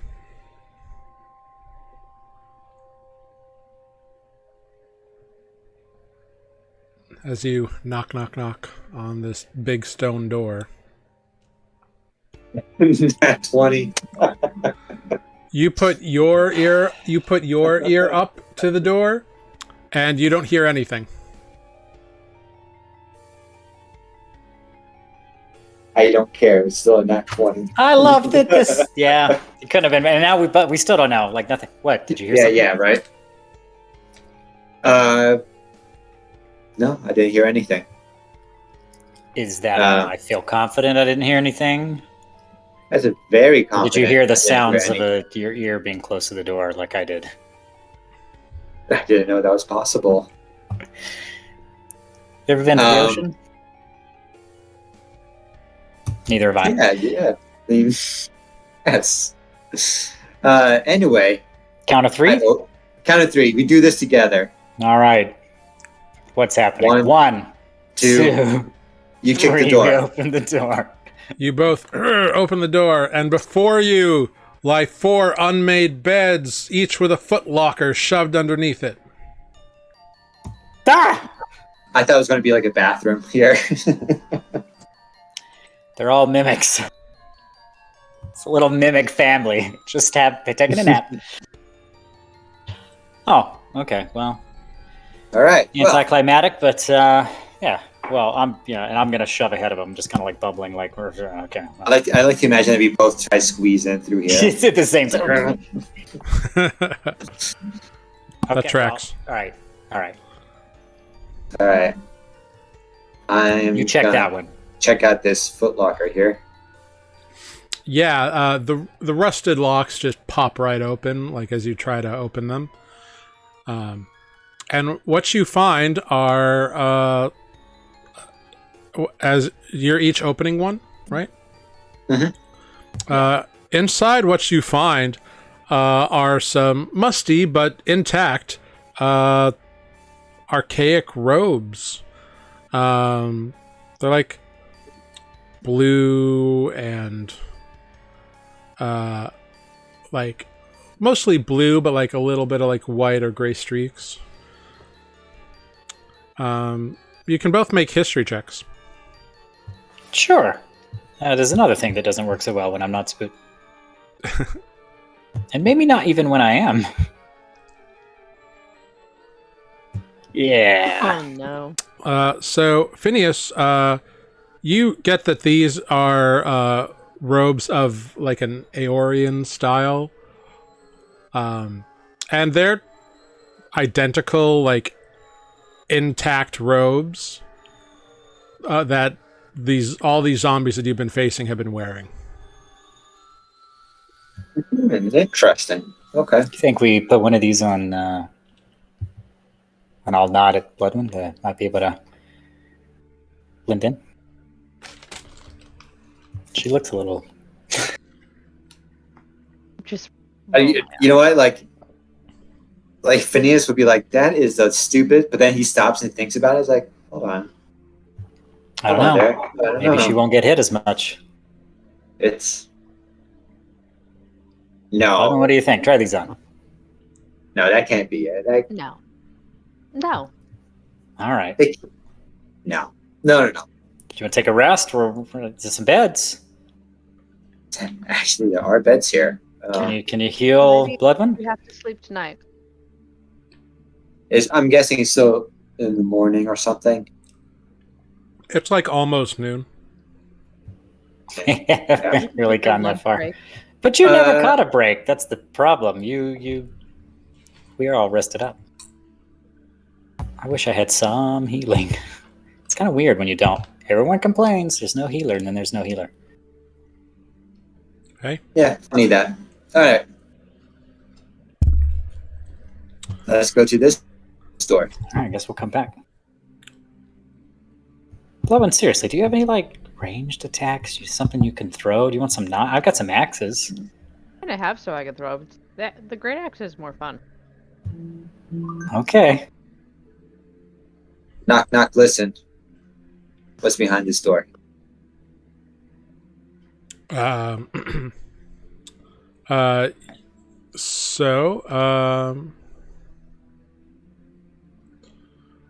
You just hear like nothing. Okay. I will open the door. All right, you open the door, and inside you see more footlockers tucked into underneath 4 more beds, and you see 4 zombies in tattered robes shuffling around, just knocking into one another, who turn and look at you, and I need everyone to roll initiative. Right. Just close the door immediately.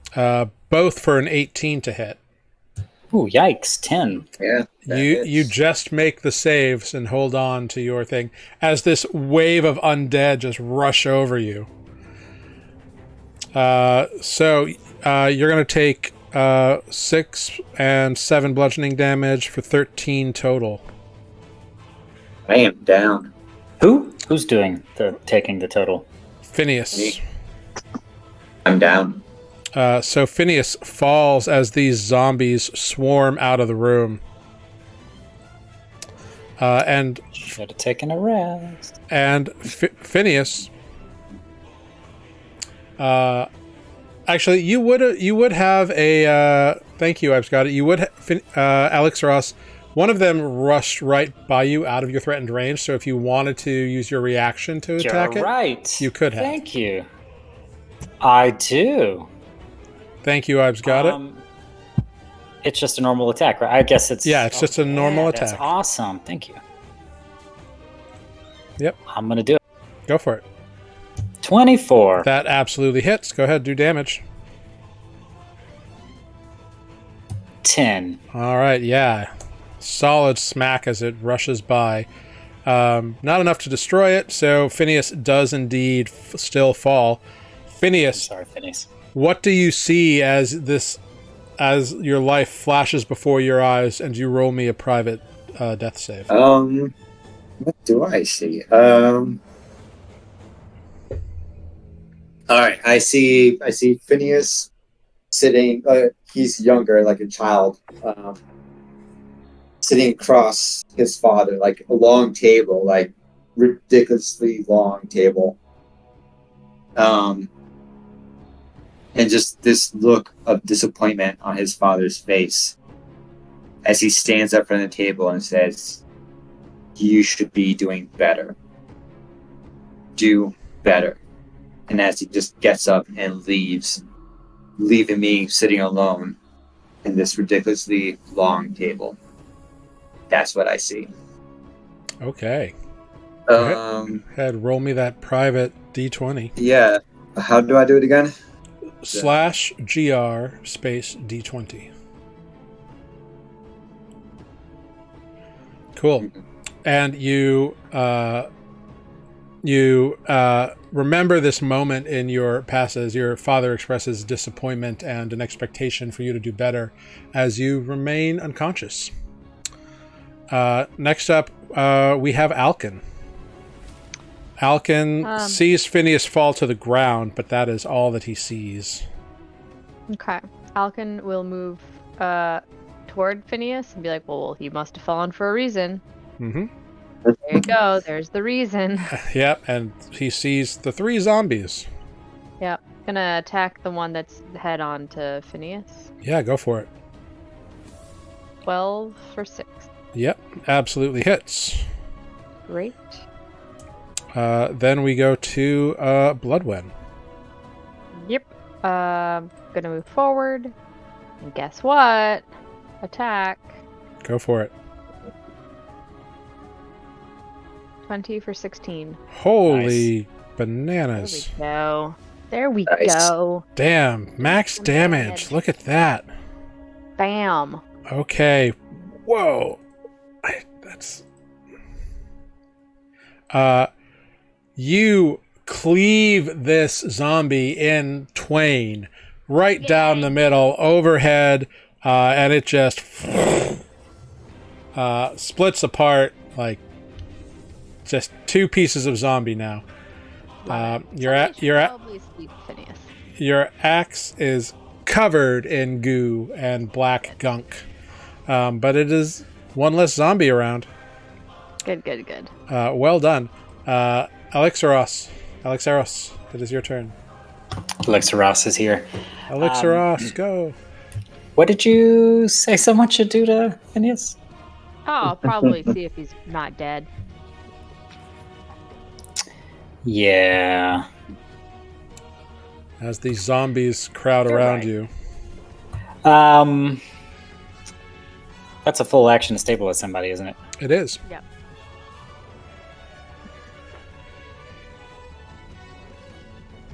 Oh man, that stinks.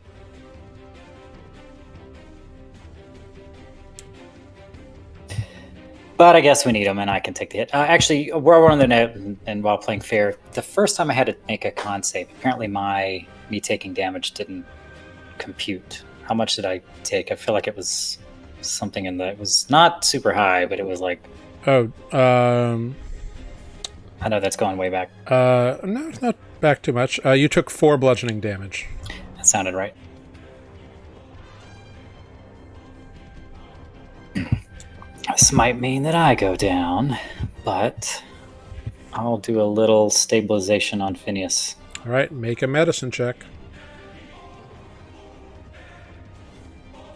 Not terrible at it, turns out. All right, you are able to stabilize him at 0 HP, so he will no longer need to make death saves.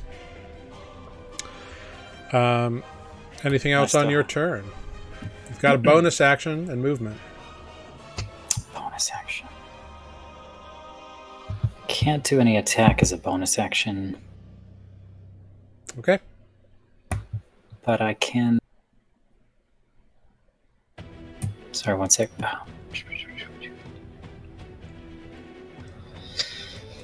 Yeah, you know what? I'm gonna bonus action Hexblade's Curse on the zombie that's already cursed. Ooh, all right. So you curse the zombie. Very cool. All right. It is now the zombie's turn. 2 of them are going to slam at Alexaros. Alexaros, that is a 22 to hit for 3 bludgeoning damage.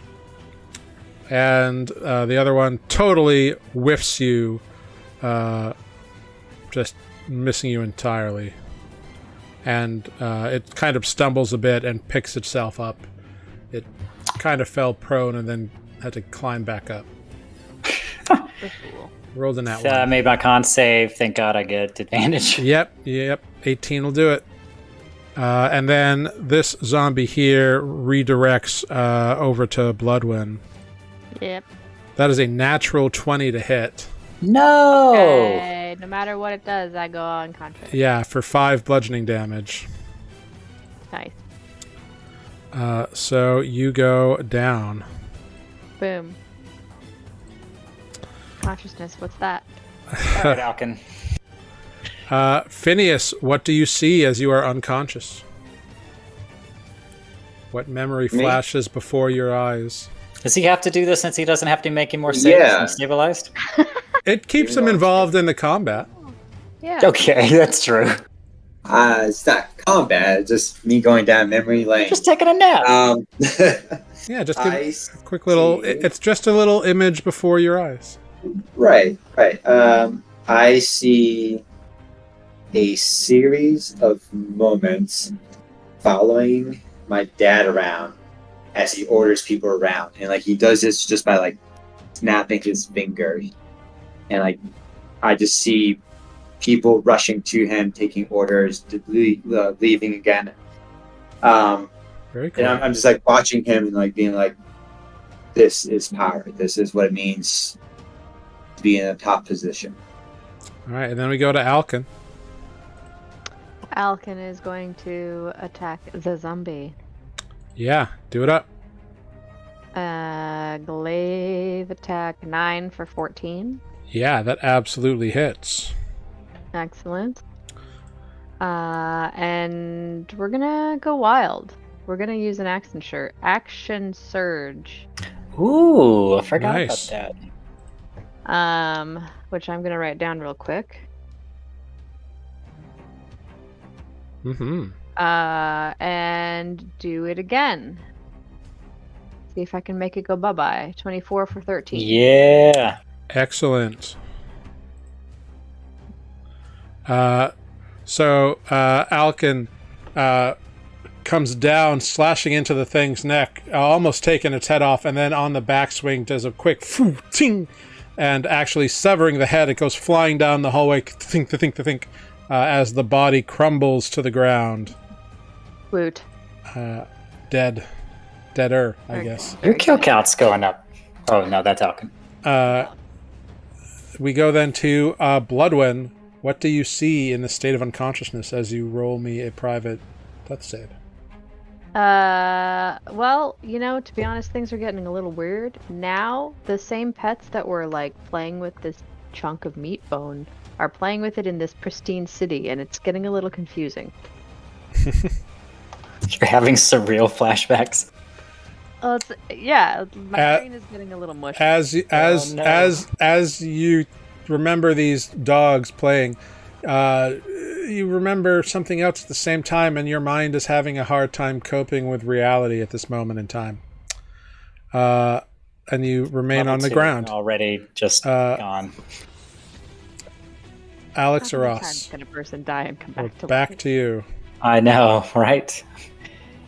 That's just why I think you're going to start having some crossover memories with Grig at some point, because somewhere in that void between life and death, you two are going to meet. Somehow, some way. I'm going to kind of look over my shoulder, seeing that Bloodwind hasn't popped up, and be like, "Oh, can you do something about that?" And I'm going to try to kill the zombie in front of me in the most gruesome way imaginable. Go for it.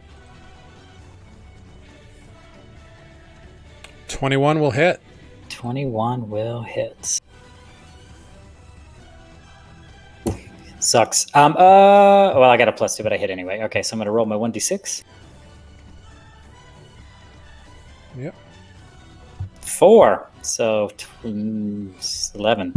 My favorite number. All right, it takes 11 damage. Anything else? I think I'm all out of stuff. Yeah. All right. The zombies continue their assault upon your person. That is a 19 and a 22 to hit. They both hit. Surprise. For both do 6 bludgeoning damage to you. Of course they do. Guess what? You want to take a guess? Do you go down? Yep. Yay! Oh, shit. All right. So you lose concentration on Hex as you go down. Did I lose you? No. You lose concentration on the Hex, though. Thank you for rubbing it in. Phineas, you are unconscious. We go to Alkin. Okay. Alkin doesn't know what to do about a fading body. Bloodwind will get back up. It's fine. Oh wait, but Alexros just went down. Yes, he did. Crap. I guess Alkin has no choice but to try to stabilize. Because nobody has any healing things. Stabilizing. He can stabilize or he can take out zombies. It's up to him. Yeah, I think he's gonna stabilize Ross. Okay, make a medicine check. 13. Cool. I think he would do this at disadvantage because he can't quite see as well as the other people. But he can. Okay, but he's got blind sight within 10 feet. So, yeah, he's able to stabilize. It's fine. Okay, great. All right. Well, he's not gonna die. That's nice. Yeah. Alkin's there. All right.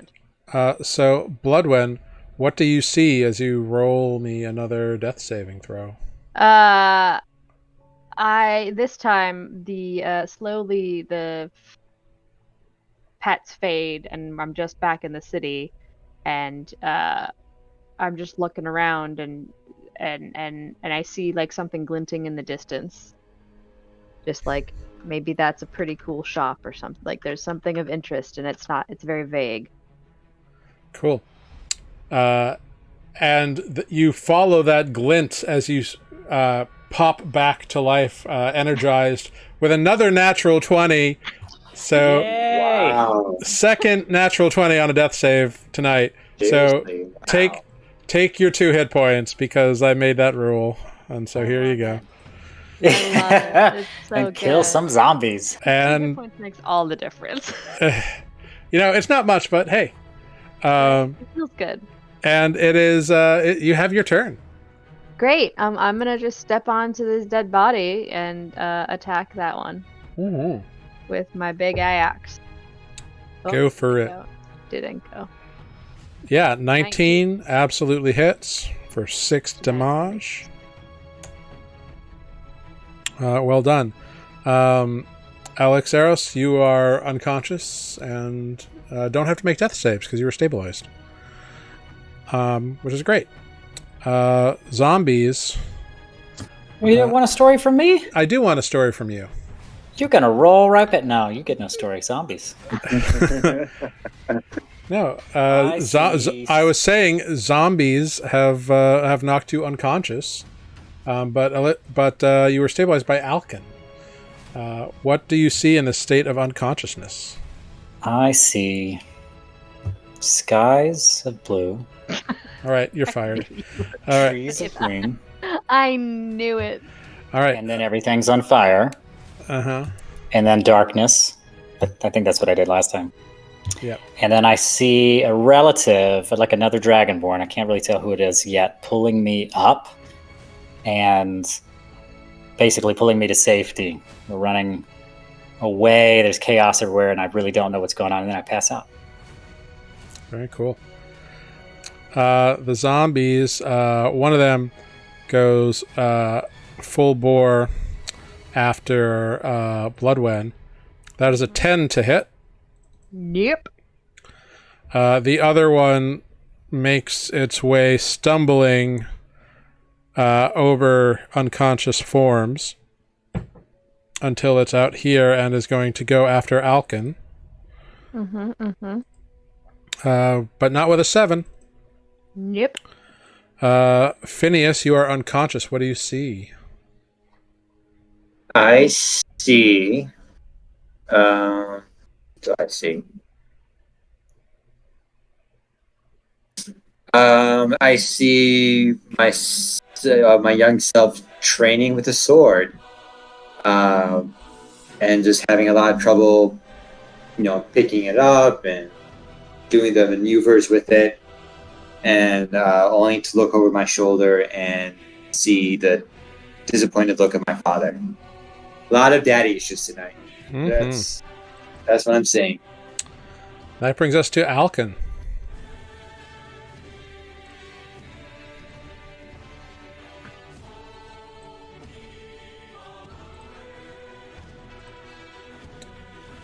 Sorry, 1 second. I was like, Tanner, where you at?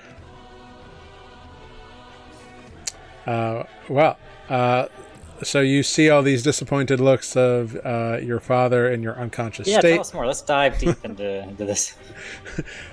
As you sit on the couch, let me tell you, normally when you have issues with your father, this is a deep-seated thing, and represents wanting to take his place in the home of your family.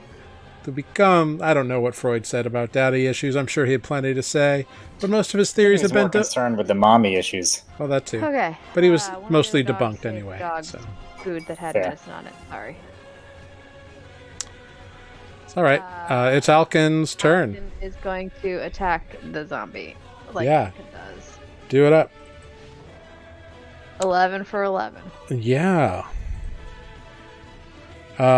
This zombie crushes to its knees, but rises again. Zombies are hard, aren't they? It's kind of hard. Mm-hmm. They can be. I will default. Anything else from Alkin? No. Alkin Th- is not needed Then we yet. go to Bloodwen. Great. Bloodwind is going to spin around and attack the same one as Alkin attacked. All right, go for it. You can do it. Natural 20. The zombie is cleaved in half yet again and just destroyed outright. Excellent. I love it. Amazing. Yeah, natural 20s, they'll do that to zombies. That's great. Good job. Alexaros, you are unconscious. What is flashing through your mind in this moment? This counts as incapacitated, doesn't it? Yes. That's a real shame. Okay, this time we're going to flash forward a little bit. I haven't had to do this much. I am kind of in sort of a boot camp of sorts for the under the leadership of the Dragonborn who sent me on the mission that sent me to Pelbrook in the first place, and I'm having a tough go at it. I'm not a very strong Dragonborn. I'm not particularly brawny, not very good at fighting, and I'm having a training session right now against another person in combat, and I'm getting my ass whooped, just like against a bully. Basically, he knocks me down, and he goes for like an extra hit while I'm down, and then black out again. Very traumatic. All right, the zombie goes after Bloodwen again. That is a 22 to hit for 6 bludgeoning damage. Well, that'll hit. Unconscious again. No. Indeed. Down we go. You'll be back, right?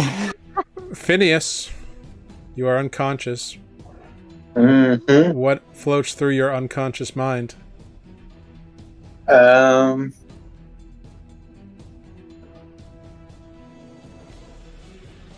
You know what?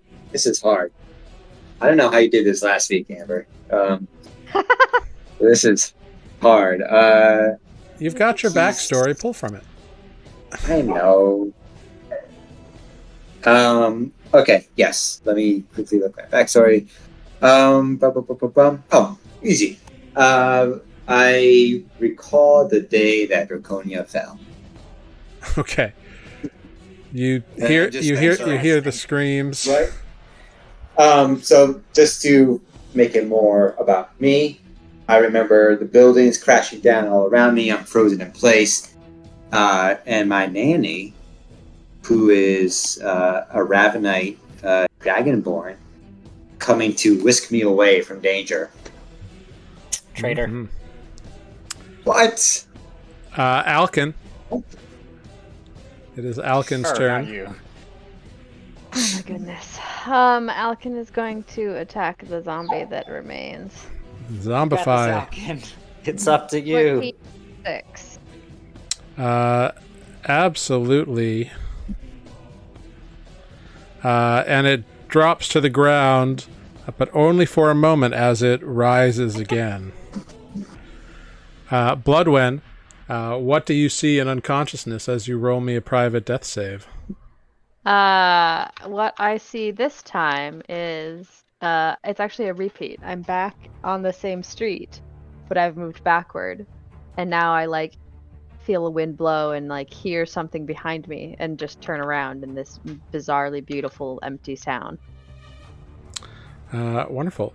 Yes, this strange, perfectly blending town of construction captivates your attention as you remain unconscious. Alex Ross.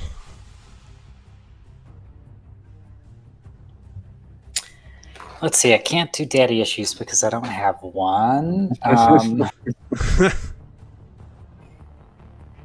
Okay, I'm maybe grasping at straws here, but I'm going to flash to another sort of early days of training with this organization. And I have got shit duties, you know what I mean? Like, I am doing the overnight, lookout shifts in the middle of the rain. And I think it's just me sort of like standing in a particularly disastrous sort of thunderstorm night, like up to my ankles in mud, trying to guard something I don't even know what. I'm like bottom totem pole. Don't even know what I'm doing, basically. I'm not important enough to know what is going on. Cool. The zombie scrambles over the fallen bodies of its opponents. Difficult terrain. Yep. It can just barely cross over, and it's going to attempt to slam Alkin. That's a 22 for 3 bludgeoning damage.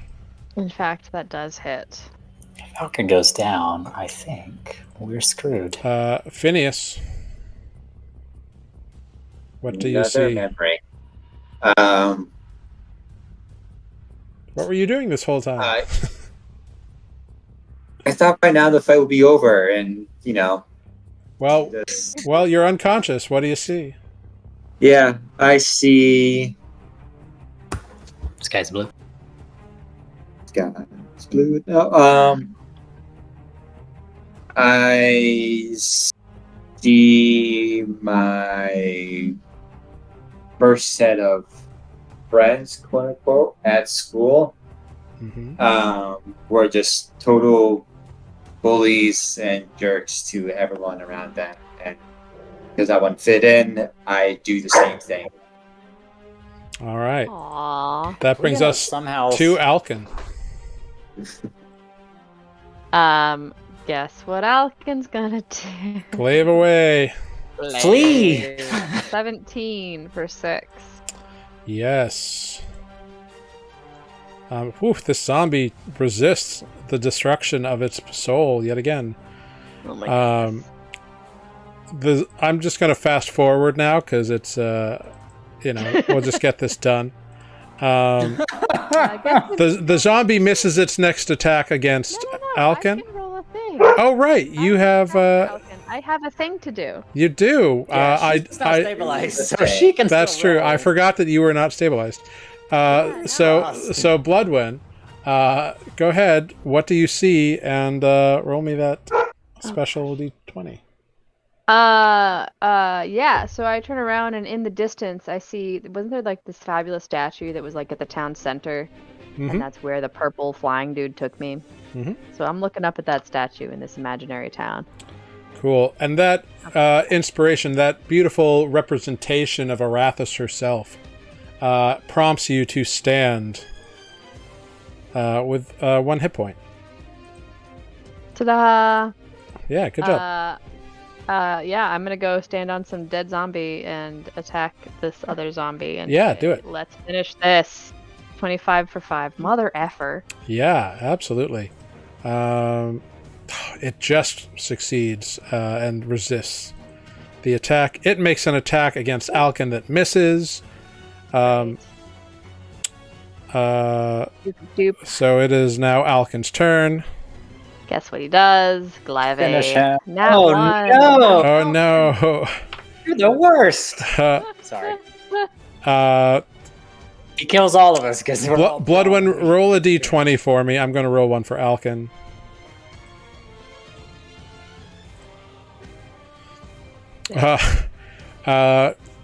Okay. It's me. It definitely hits Bloodwind for 3 points of damage.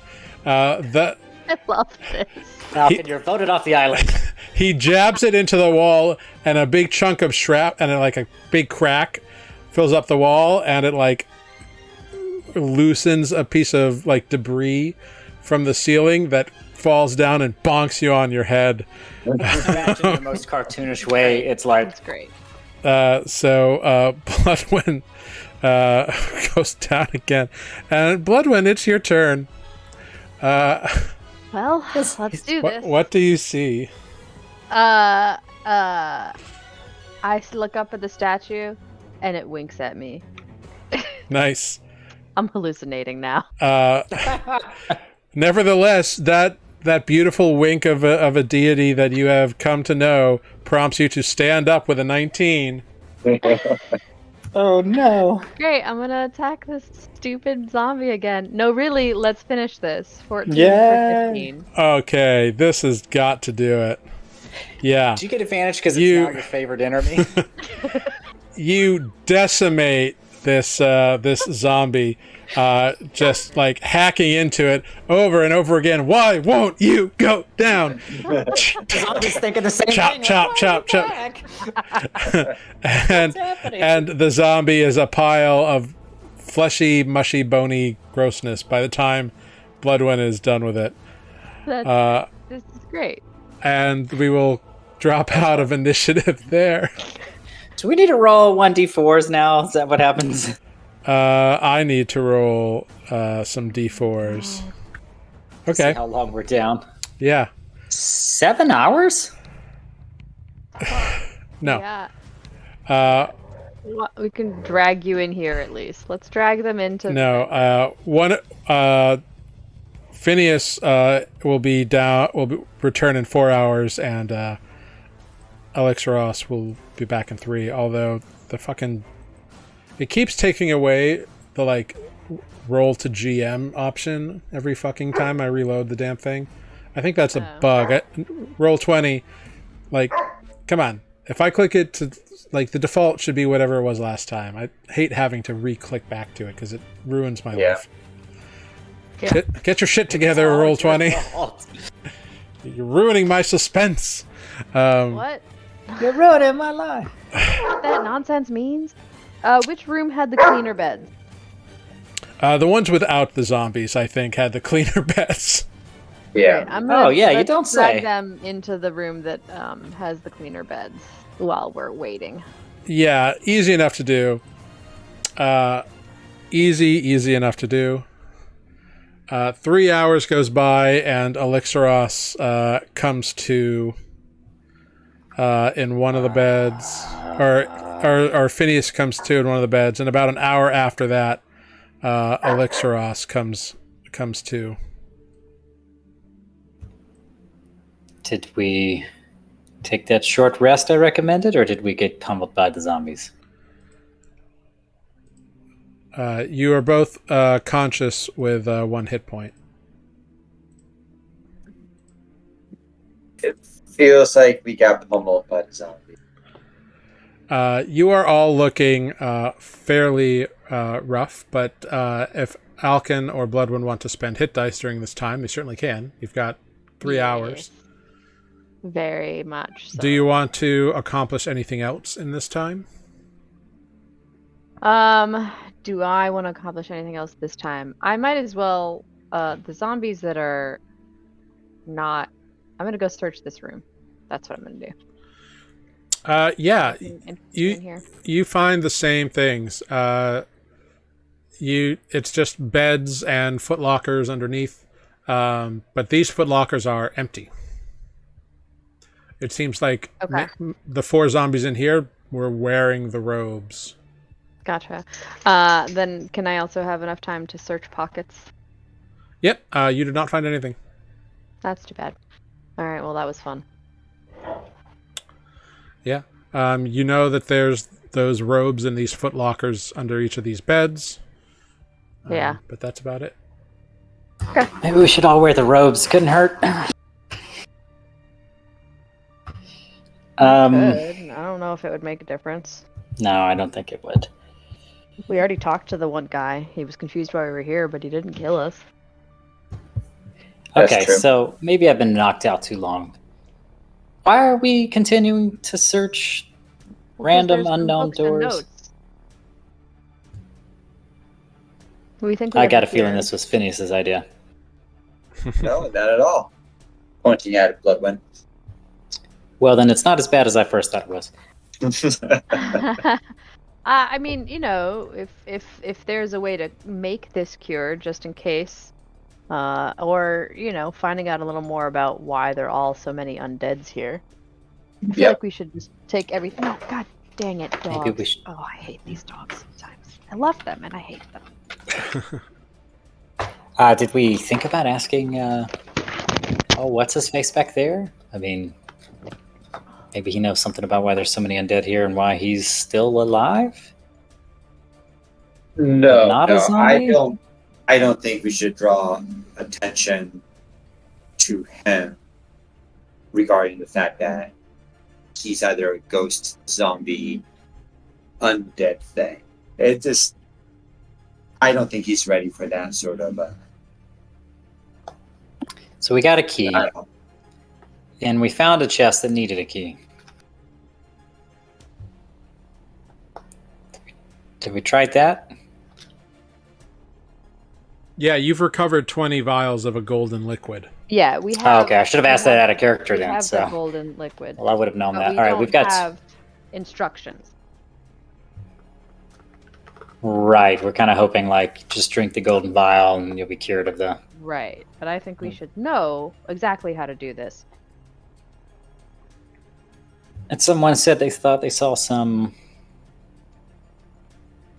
notes somewhere. Yeah, we're heading in the direction of the notes, or There are books. Yes. Yeah, there's a whole bunch of books over there.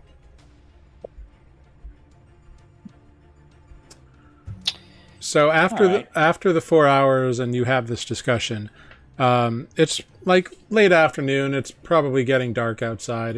You're fairly high up north. You can settle in for a long rest. It just adds another day to the tally, or you can press on.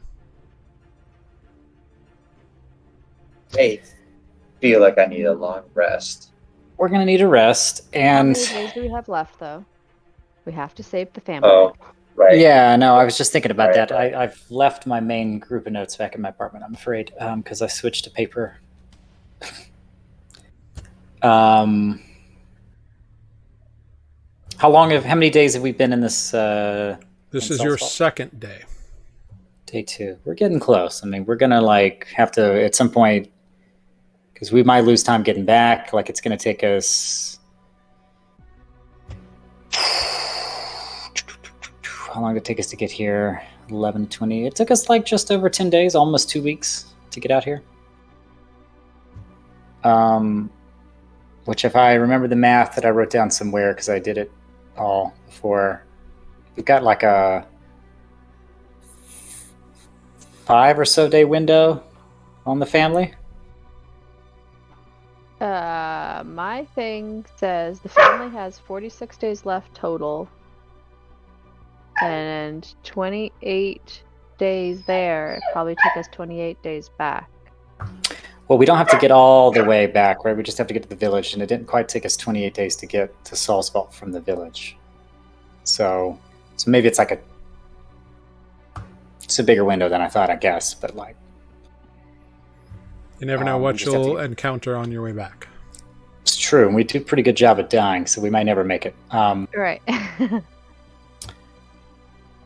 Maybe we should call the elf and be like, just meet us halfway.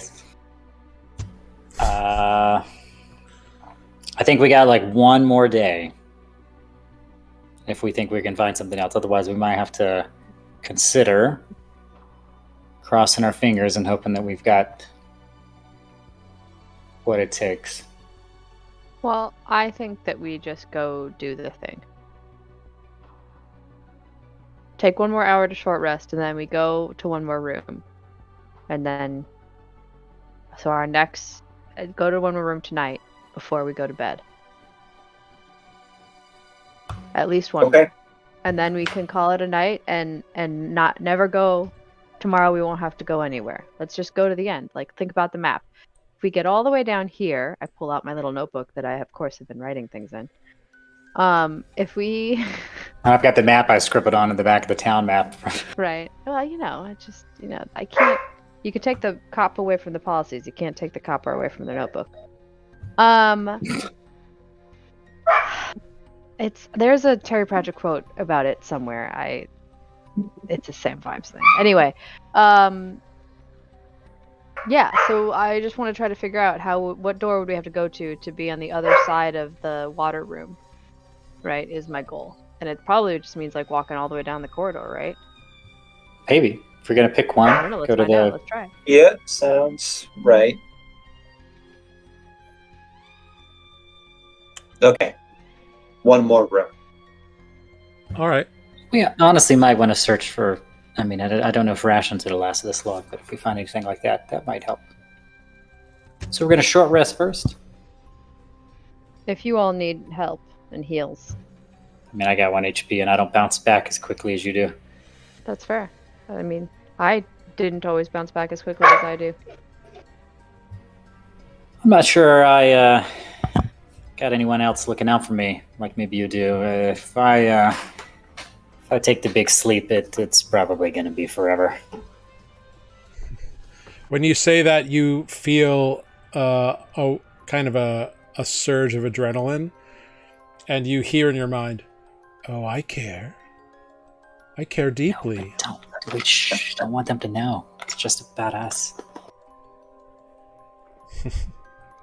I'm downplaying it. I feel like I have a shiver, and I'm like, yeah, let's take a short rest.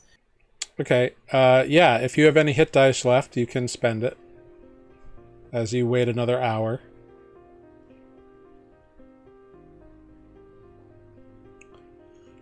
Phineas, do you have any hit dice left, or are you tapped? I have none left. I am tapped out. Cool. So you just have 1 hit point. I didn't realize Yep. that. Yeah, same day as Crab Day. Same day as Crab Day. Well, I got a 15 back, so... I knew that I Nice. only used 1, so. All right, cool. Okay. You just stay at the back then, Phineas. Not a problem. I'm going to try to play this smart. If I had played smarter and done things in order last time, I would have probably had 1 hit point left. So I'm going to see if I can fix that. It's fine. Let's just go on a walk. We're just gonna try to figure out which door we think would connect to the other room, so we could look at the books. All right. The 3 of you, go ahead, give me perception checks as you head down the hallway, if you would be so kind. 16. I misspoke. Yeah. Natural 20. Phineas, Optimizing. You bastard. you notice something that nobody else seems to notice. Mm-hmm. As you get over to here, this corner, as the group gets over there, you notice there's something different about this door. This door is locked. None of the other doors you passed were. Interesting. Guys, this door is locked. That you should know. Didn't we already use the key? You think it works twice? No, the key only works on the brass locks, usually on chests, not on doors. Is this door marked like the other door? Do you want to listen to the door? Right? Like, I mean, if there's only one more room in us, this is definitely not the one that's attached to the other room, right? Just like based on how we've walked around. Right. Make an intelligence check, yeah. Right? It's a DC 5. Think. Intelligence. Meets it, beats it. Yeah, you are confident that this is not the room that Phineas saw that was like drowned, but it's notable that like none of the other bedrooms were locked. Like this door isn't locked, even though you don't know what's in it. This door right next to it isn't locked, but this door is. We could take a look. Can we, try to have some... And I will say on a natural 20, Phineas, the other doors don't look like, based on the dust and the debris that's like gathered up around them, they don't look like they've been opened frequently. This one doesn't have any debris around it. Like it's been cleaned up and been opened recently. Is this where that creepy guy's been living? Maybe it's... I don't think so. I feel like that guy has never left his room. Otherwise, he would know that his workers are dead. He said that his notes were in his office. He said that to you. We lost all of that last thing after notes. God, what is going on with Discord? I don't know. Well, no, I mean, that's it. Like, he said that his notes were in his office. Okay. I think we found it. Yeah, I mean, this could be his office. Offices are usually locked. But do we want to venture inside or perhaps go farther down? Got a way to do that? I mean, you could try picking the lock, and just maybe this time we have somebody who's ready to... We only open the door a little bit, just in case. Like... Yeah. Okay. You know what? Let's do this. Mechanically, I know I rolled a 1. Yeah, so you can still make the check, but it'll be at disadvantage because you broke your tool. Got it.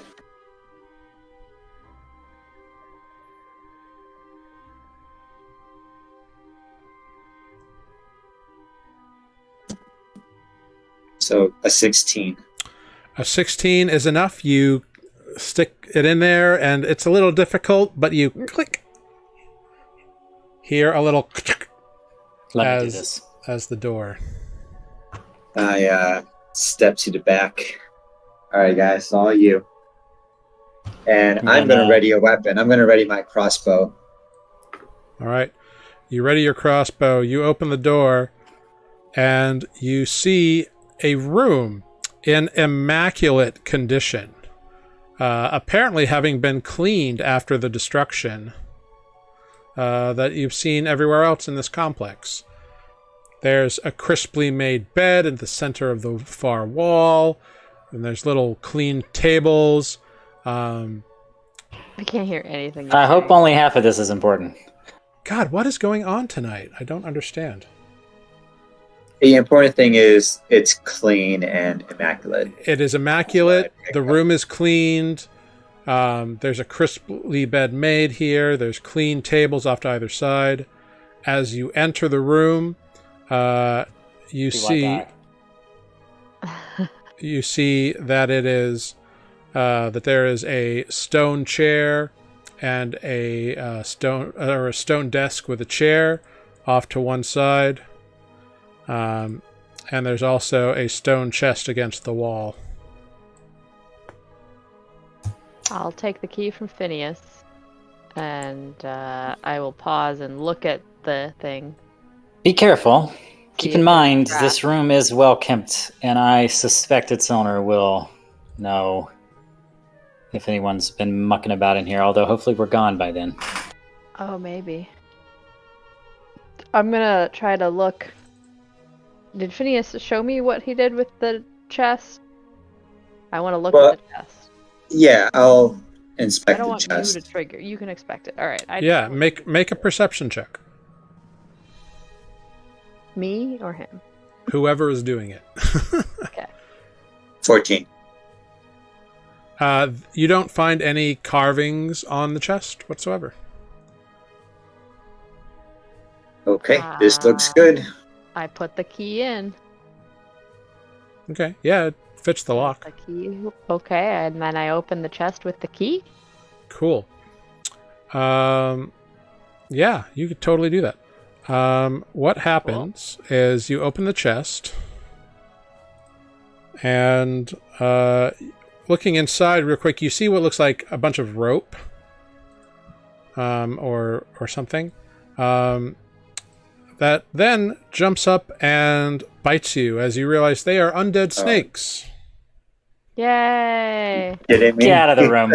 Everyone leave. The snakes all fall over themselves, and don't hurt you at all, as they just kind of like.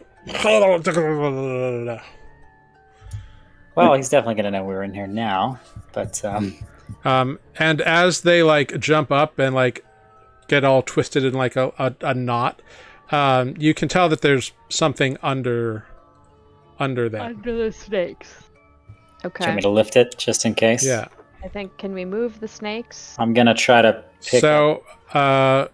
So we're gonna go into a light initiative here. Bloodwind, what do you do when the snakes like pop up? Like they're right next to you. Honestly, I'd probably just like, rah!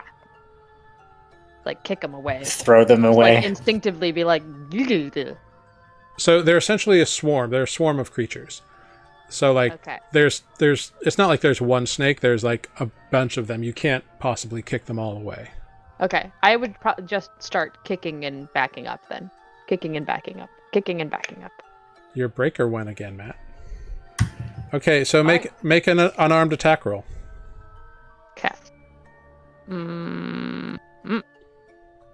24 Yeah, that hits. for 4. Yeah. It doesn't seem to do as much as you would hope it would, but you whack a couple of the snakes. Sure. Alexaros, what are you going to do? You're also right next to the snakes. Sorry, just had to, break her on my hotel. Yeah. What are we doing? What did Bloodwind do? Sorry. She just did like plenty of damage to kicked the pilot snakes and did minuscule damage. Yeah, you gotta be kidding me.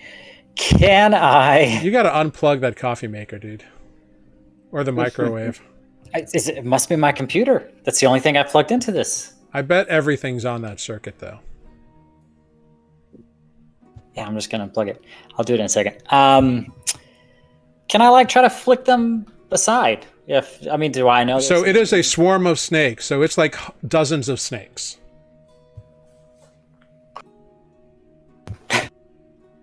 Okay.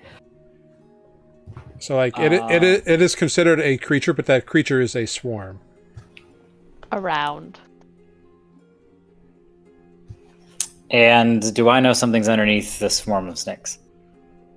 Yeah, they like were so confuzzled that they just popped out, and you saw something underneath the snakes.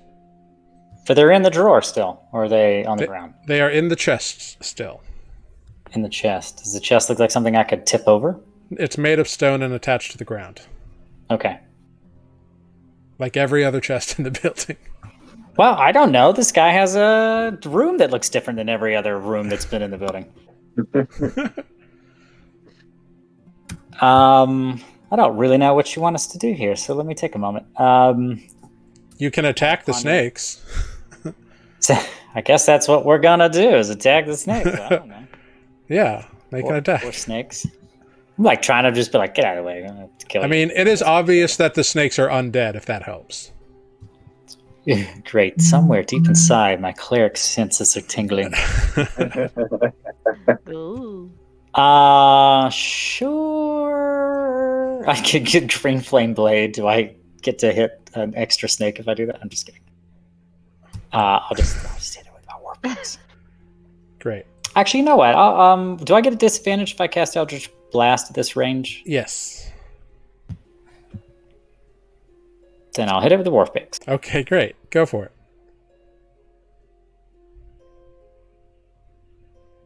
Oh, well. Unfortunately, the snakes like all slither and like escape the wrath of the war pick. What happens if I take a step back? Do you want to try? Yeah, they attempt to bite you. I will wait till next round and disengage properly. Well, you kind of did it, so. All right, fine. That's a 15 to hit. Guess what? That hits. Oh, Jesus Christ. Wow, that's mean. You take 5 piercing damage and 17 poison damage. You're right, it is mean. I'm down. All right, goodbye. I'm going to figure out my hotel room.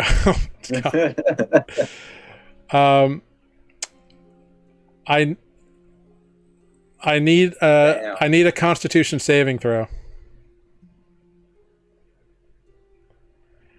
Because you might not take all that poison damage. But with a 5, you will take all the poison damage. Dang it. I get advantage, my friend. That's a nat 20. That's only to maintain spell concentrations, though. Is it really? Yeah.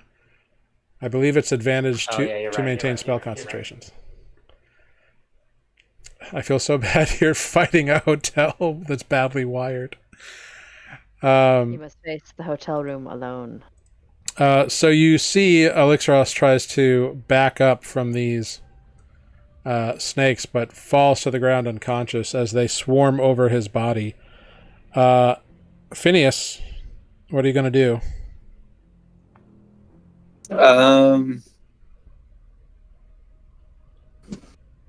Go right there, and I will cast. Do I have anything? Yes, I do. I'll cast Cure Wounds on Ross. All right, great. For 8 healing. It's fantastic. All right. And Alkin, he sees Elixros go down. And hearing a crash in the distance, everyone's favorite sound. Mm-hmm. I guess he's just gonna move forward. No, don't eat out of the trash can. Stop. Thank you for coming back. No, I'm gonna. He moves forward, and I guess he can sense the snakes now. Yeah, he can sense the swarm. Okay. I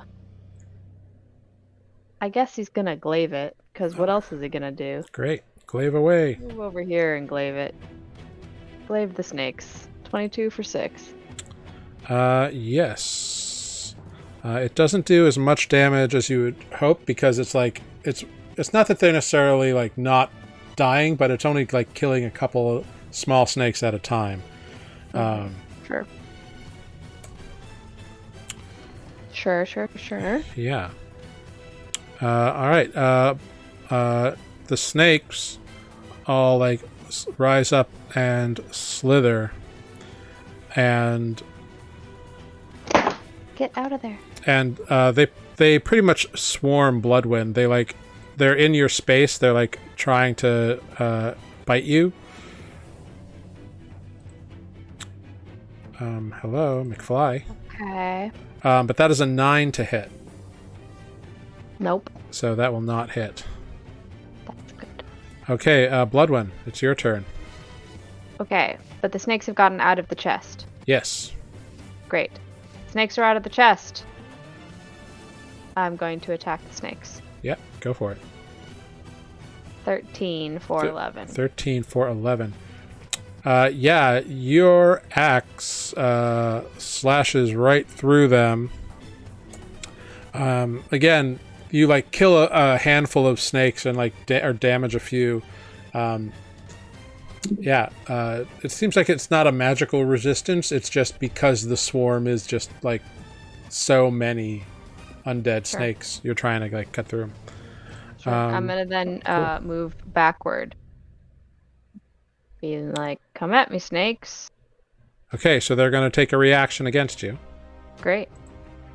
That's another natural one. Yay! The snakes lose. Well, they had already used their reaction. Actually, this is my bad. Phineas, take your spell slot back. Okay. Alexaros, take all your health back, because they had already used their reaction to attack Bloodwind last round. Okay. So you did not suffer any damage, so you have that health back. Good.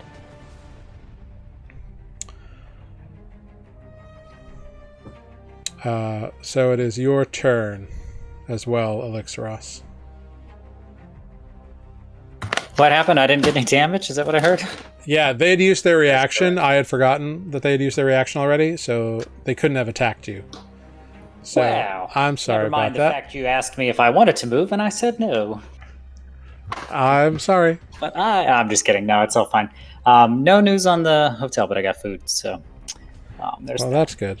You had 15 hit points, right? So 16. 16. Sorry. Great. Cool. What? Sorry, what happened in the interim? What did we discover? Bloodwind's hiding in the corner. Yeah.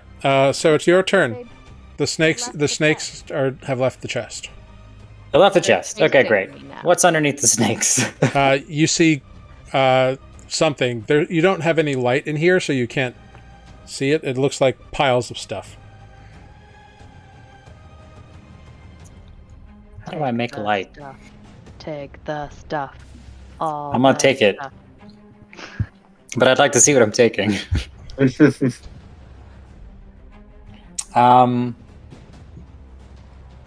Yeah, I don't know. I mean, I've got a torch, right? Let's light a torch. And There's see. also a swarm of undead snakes right in front of you that are attacking you I and mean, your that'd be friends. fine. They're attacking me? Oh, okay. They're attacking whoever. Like, In general. Okay, I'm casting a spell this time. Okay. Armor of Agathis. all right, cool. Whoosh. What does it look like when you cast the spell? You know what? I was like, I should have thought about that before I said what I was gonna do. We might go with the flavor text on this one. It's meant to be sort of like icy armor, right? It does cold damage if somebody hits. So Okay. But like, because I have to give it sort of an edgelord twist, it's like smoky ice. Right, so this smoky ice kind of covers your body, and it's just like, tss, and the smoke is black for some reason. Don't know why. But yeah, Because death is cold, so maybe that's what it is. there you go. Yeah, I dig it. Effectively, death eyes. Cool. So that's Oh, no. that's your action, right? Break a vial? I'm fine. I think it's fine. I think I did that.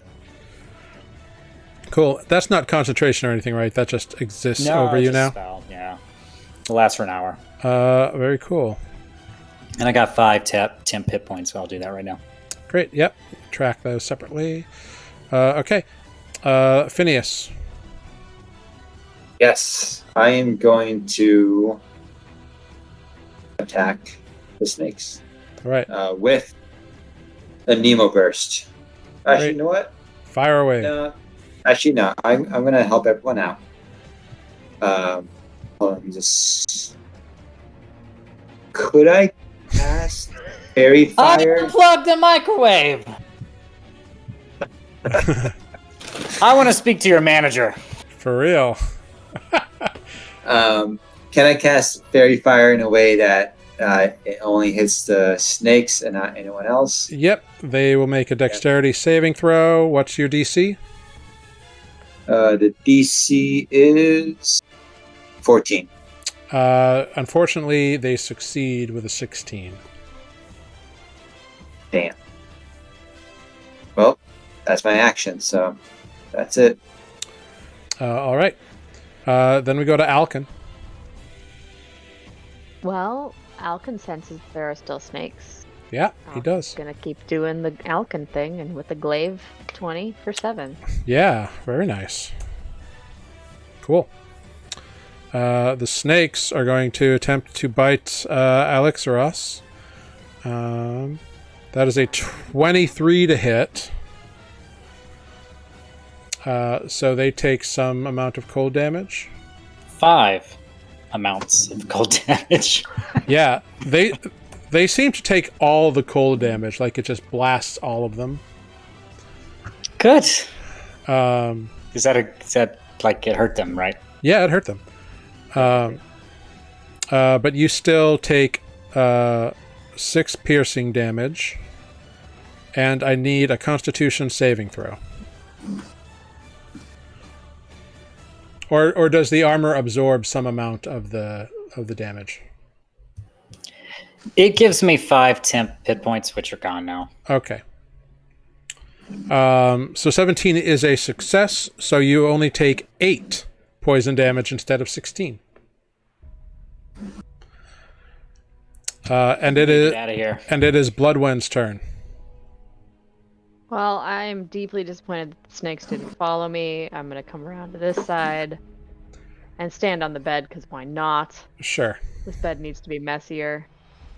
And hack at the snakes for a 9. For 14 damage. Unfortunately, a 9 will miss. Okay. So then we go to Alexaros. Freaking snakes are gonna kill us. Oh, I've got the notes, right? I No. used object interaction on the You last didn't get turn them to out. pick those up because I literally said I picked them up. No. Or did that not happen? No. Is there a reason why there's a no, or did I not say the right magic words? Well, I didn't hear you, first of all. Okay. That's the reason. I'm gonna pick up the notes. That's just clarifying that I can get them. So you reach into the chest and grab whatever's in there. Yeah, I love it when you ask questions like that. Yes, I reach into the chest. Cool. You reach in and you pull out a hand of coins. That was it? Okay. Yeah. Copy that. Disengage. Okay. Leave the room. Okay. All right. Phineas, that's you. Done. Let me shoot off an Nemo burst Great. at them. Fire away. 24 to hit for Yeah, they get blasted. They get blasted by 2 points of thunder damage. terrible. Alkin. All right, that's it. What will Alkin do? Gonna glaive. Yeah, glaive away.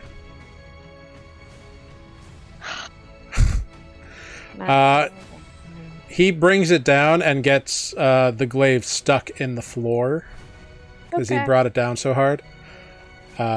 Just tunk.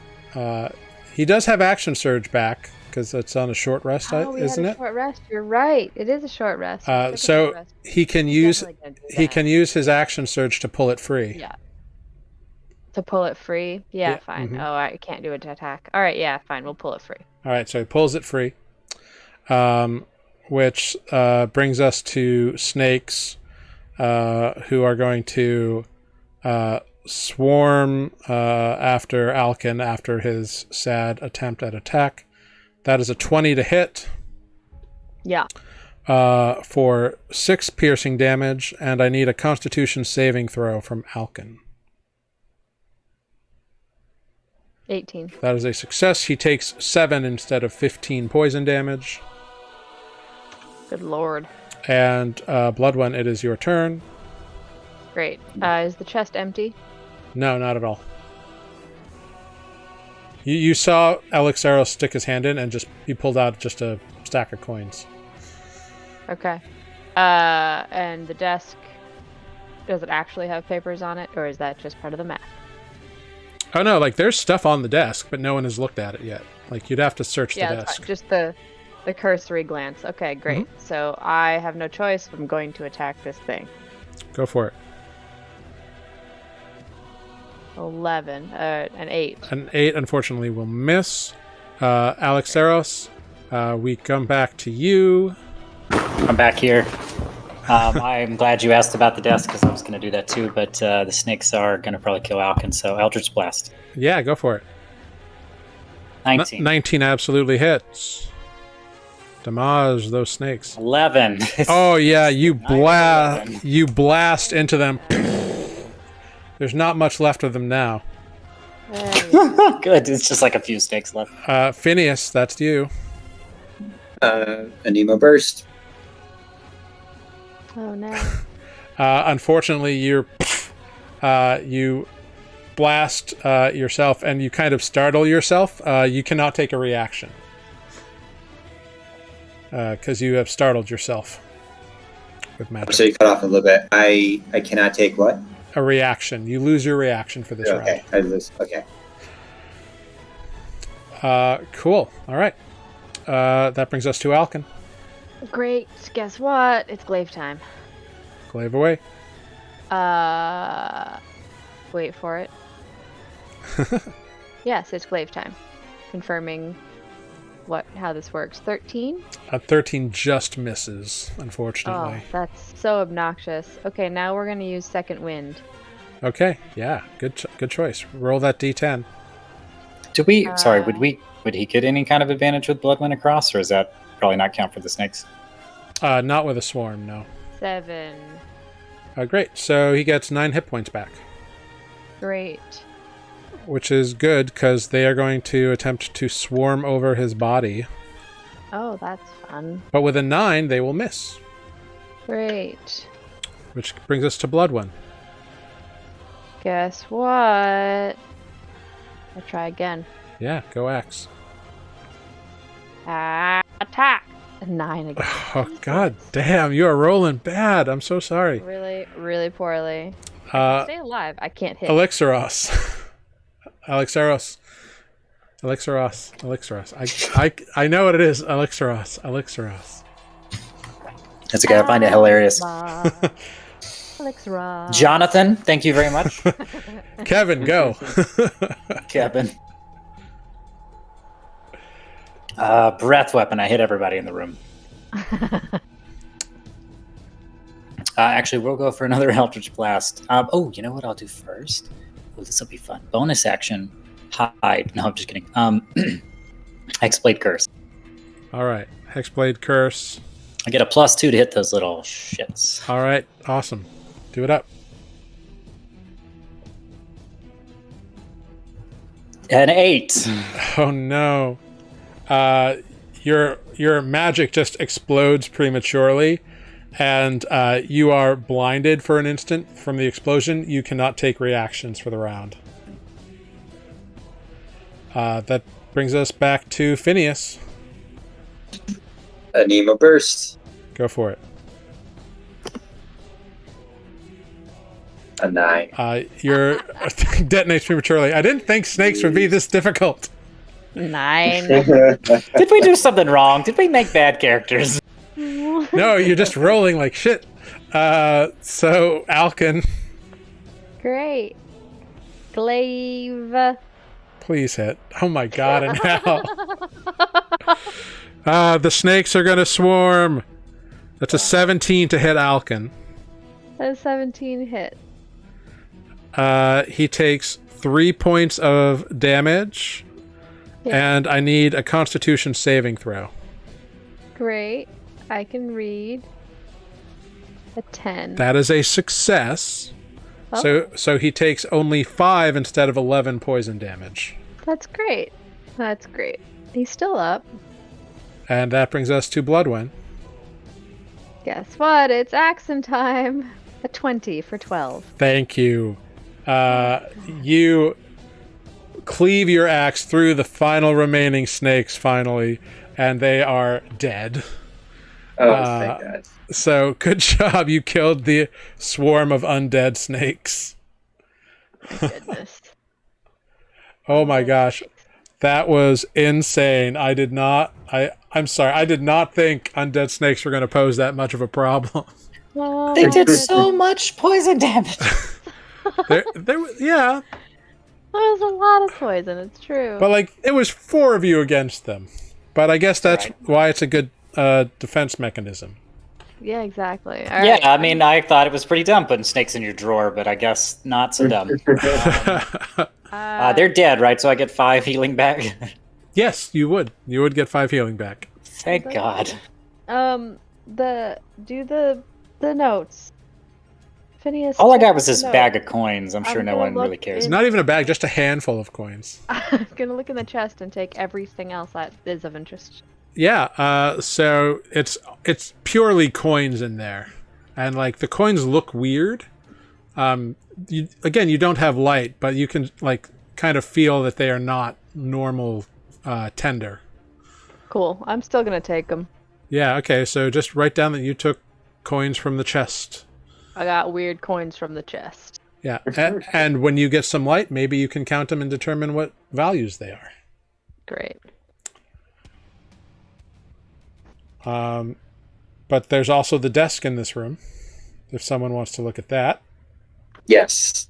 Let's check the desk. Yeah, Phineas, you check the desk, and you find up a bottle of dried ink, a bunch of used quills, 5 sheets of blank parchment paper, and another piece of paper that has a faded message written on it in Draconic, but very like ancient Draconic, so it takes you a few minutes to piece together the meaning of it, but you are able to do it. And what you find is a note that reads, "To whomever finds this, all of my people are dead. My family, my friends, and my workers. I too am dead. Were it not for my quick thinking and prowess with necromancy, our important work at Salsvault would be over." I'm so sorry. Yeah. You're What the hell? out. I'm showing no issues. I don't understand. I'll tell you what. If you type it out, I'll make Mike read it. I'm not going to type it out. But, Mike, you're going to read this.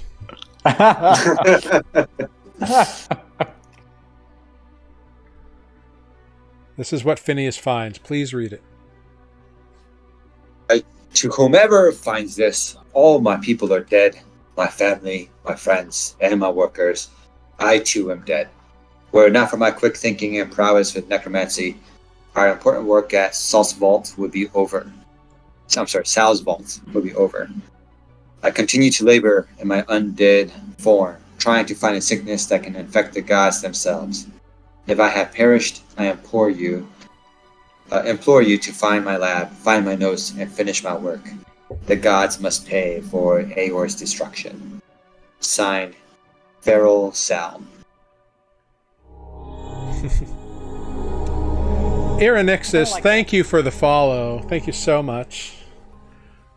Yeah, it must be a Discord thing because I've Got It has no problem hearing me on stream. So Discord be fucking jerky tonight. I don't know why. I actually kind of like this, like someone that finds a note if they choose to share with the party, reading it out in their character. Yeah, it's not bad. Yeah.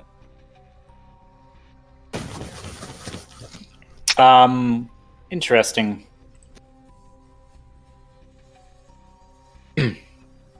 Okay, so it's not. Well, he His knows he's notes. dead, I guess.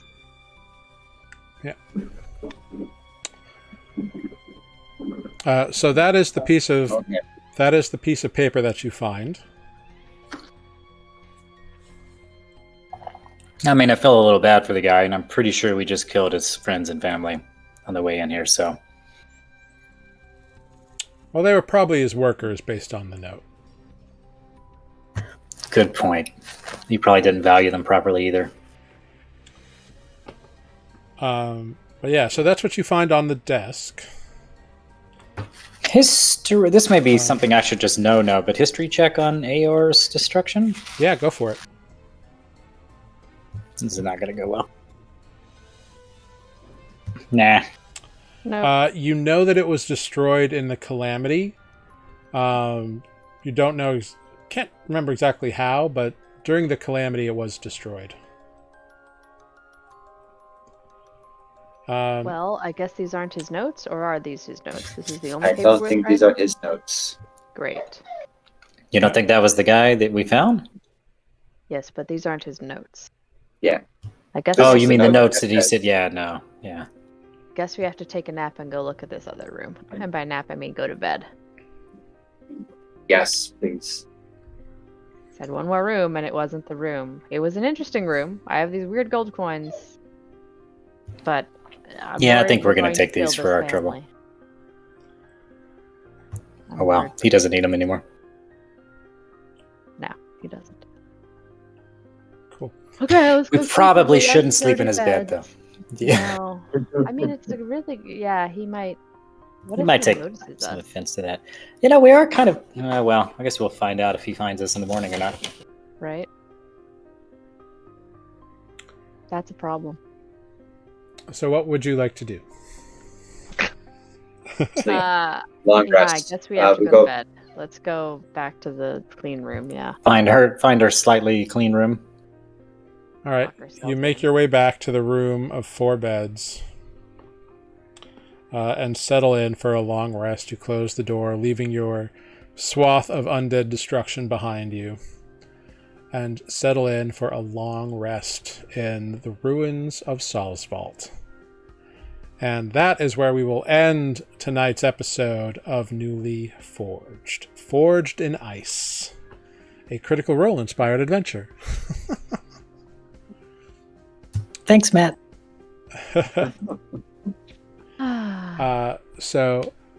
Thank you all for doing it. Good job, everybody.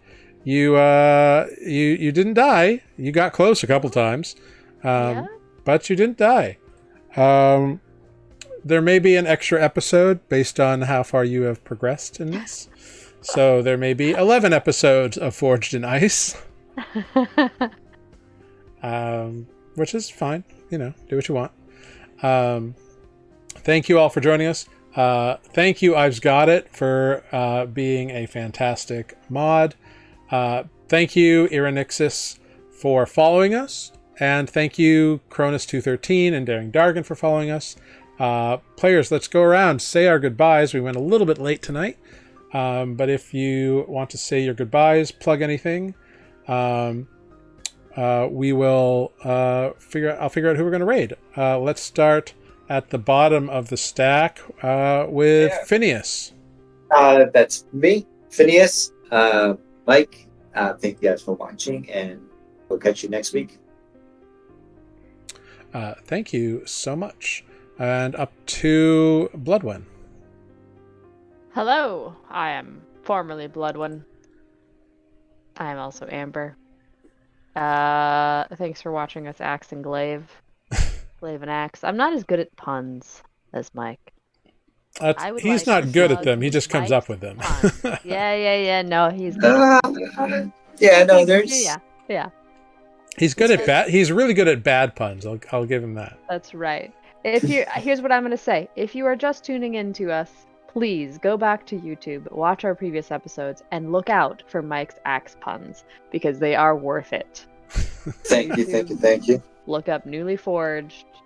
You know how to spell it because it's on the screen apparently, I've been told. Yeah, go find Mike's puns. Thank you so much. And then we've got Alexaros. Yes, I know it's Elixaros. I know it is. I don't know why my body just makes me say it two ways every fucking time. I was all fine, prepared to pronounce it the way I had first imagined it. You know, I was that's just the right way because it's the way I thought of. And then after hearing Jared's, I can't get it right now. So I'm one of the two aforementioned characters, and I please enlighten us, Matt. Enlighten us. Go for it. Elixaros. Oh, I said it right. Elixaros, otherwise known as Ross, because some party members are sus and you can't trust them. And yeah, been played by Matt tonight. And sorry to be late. Glad we didn't die. See you next week, I'm pretty sure. Yes, and I've been Jared, your humble dungeon master here.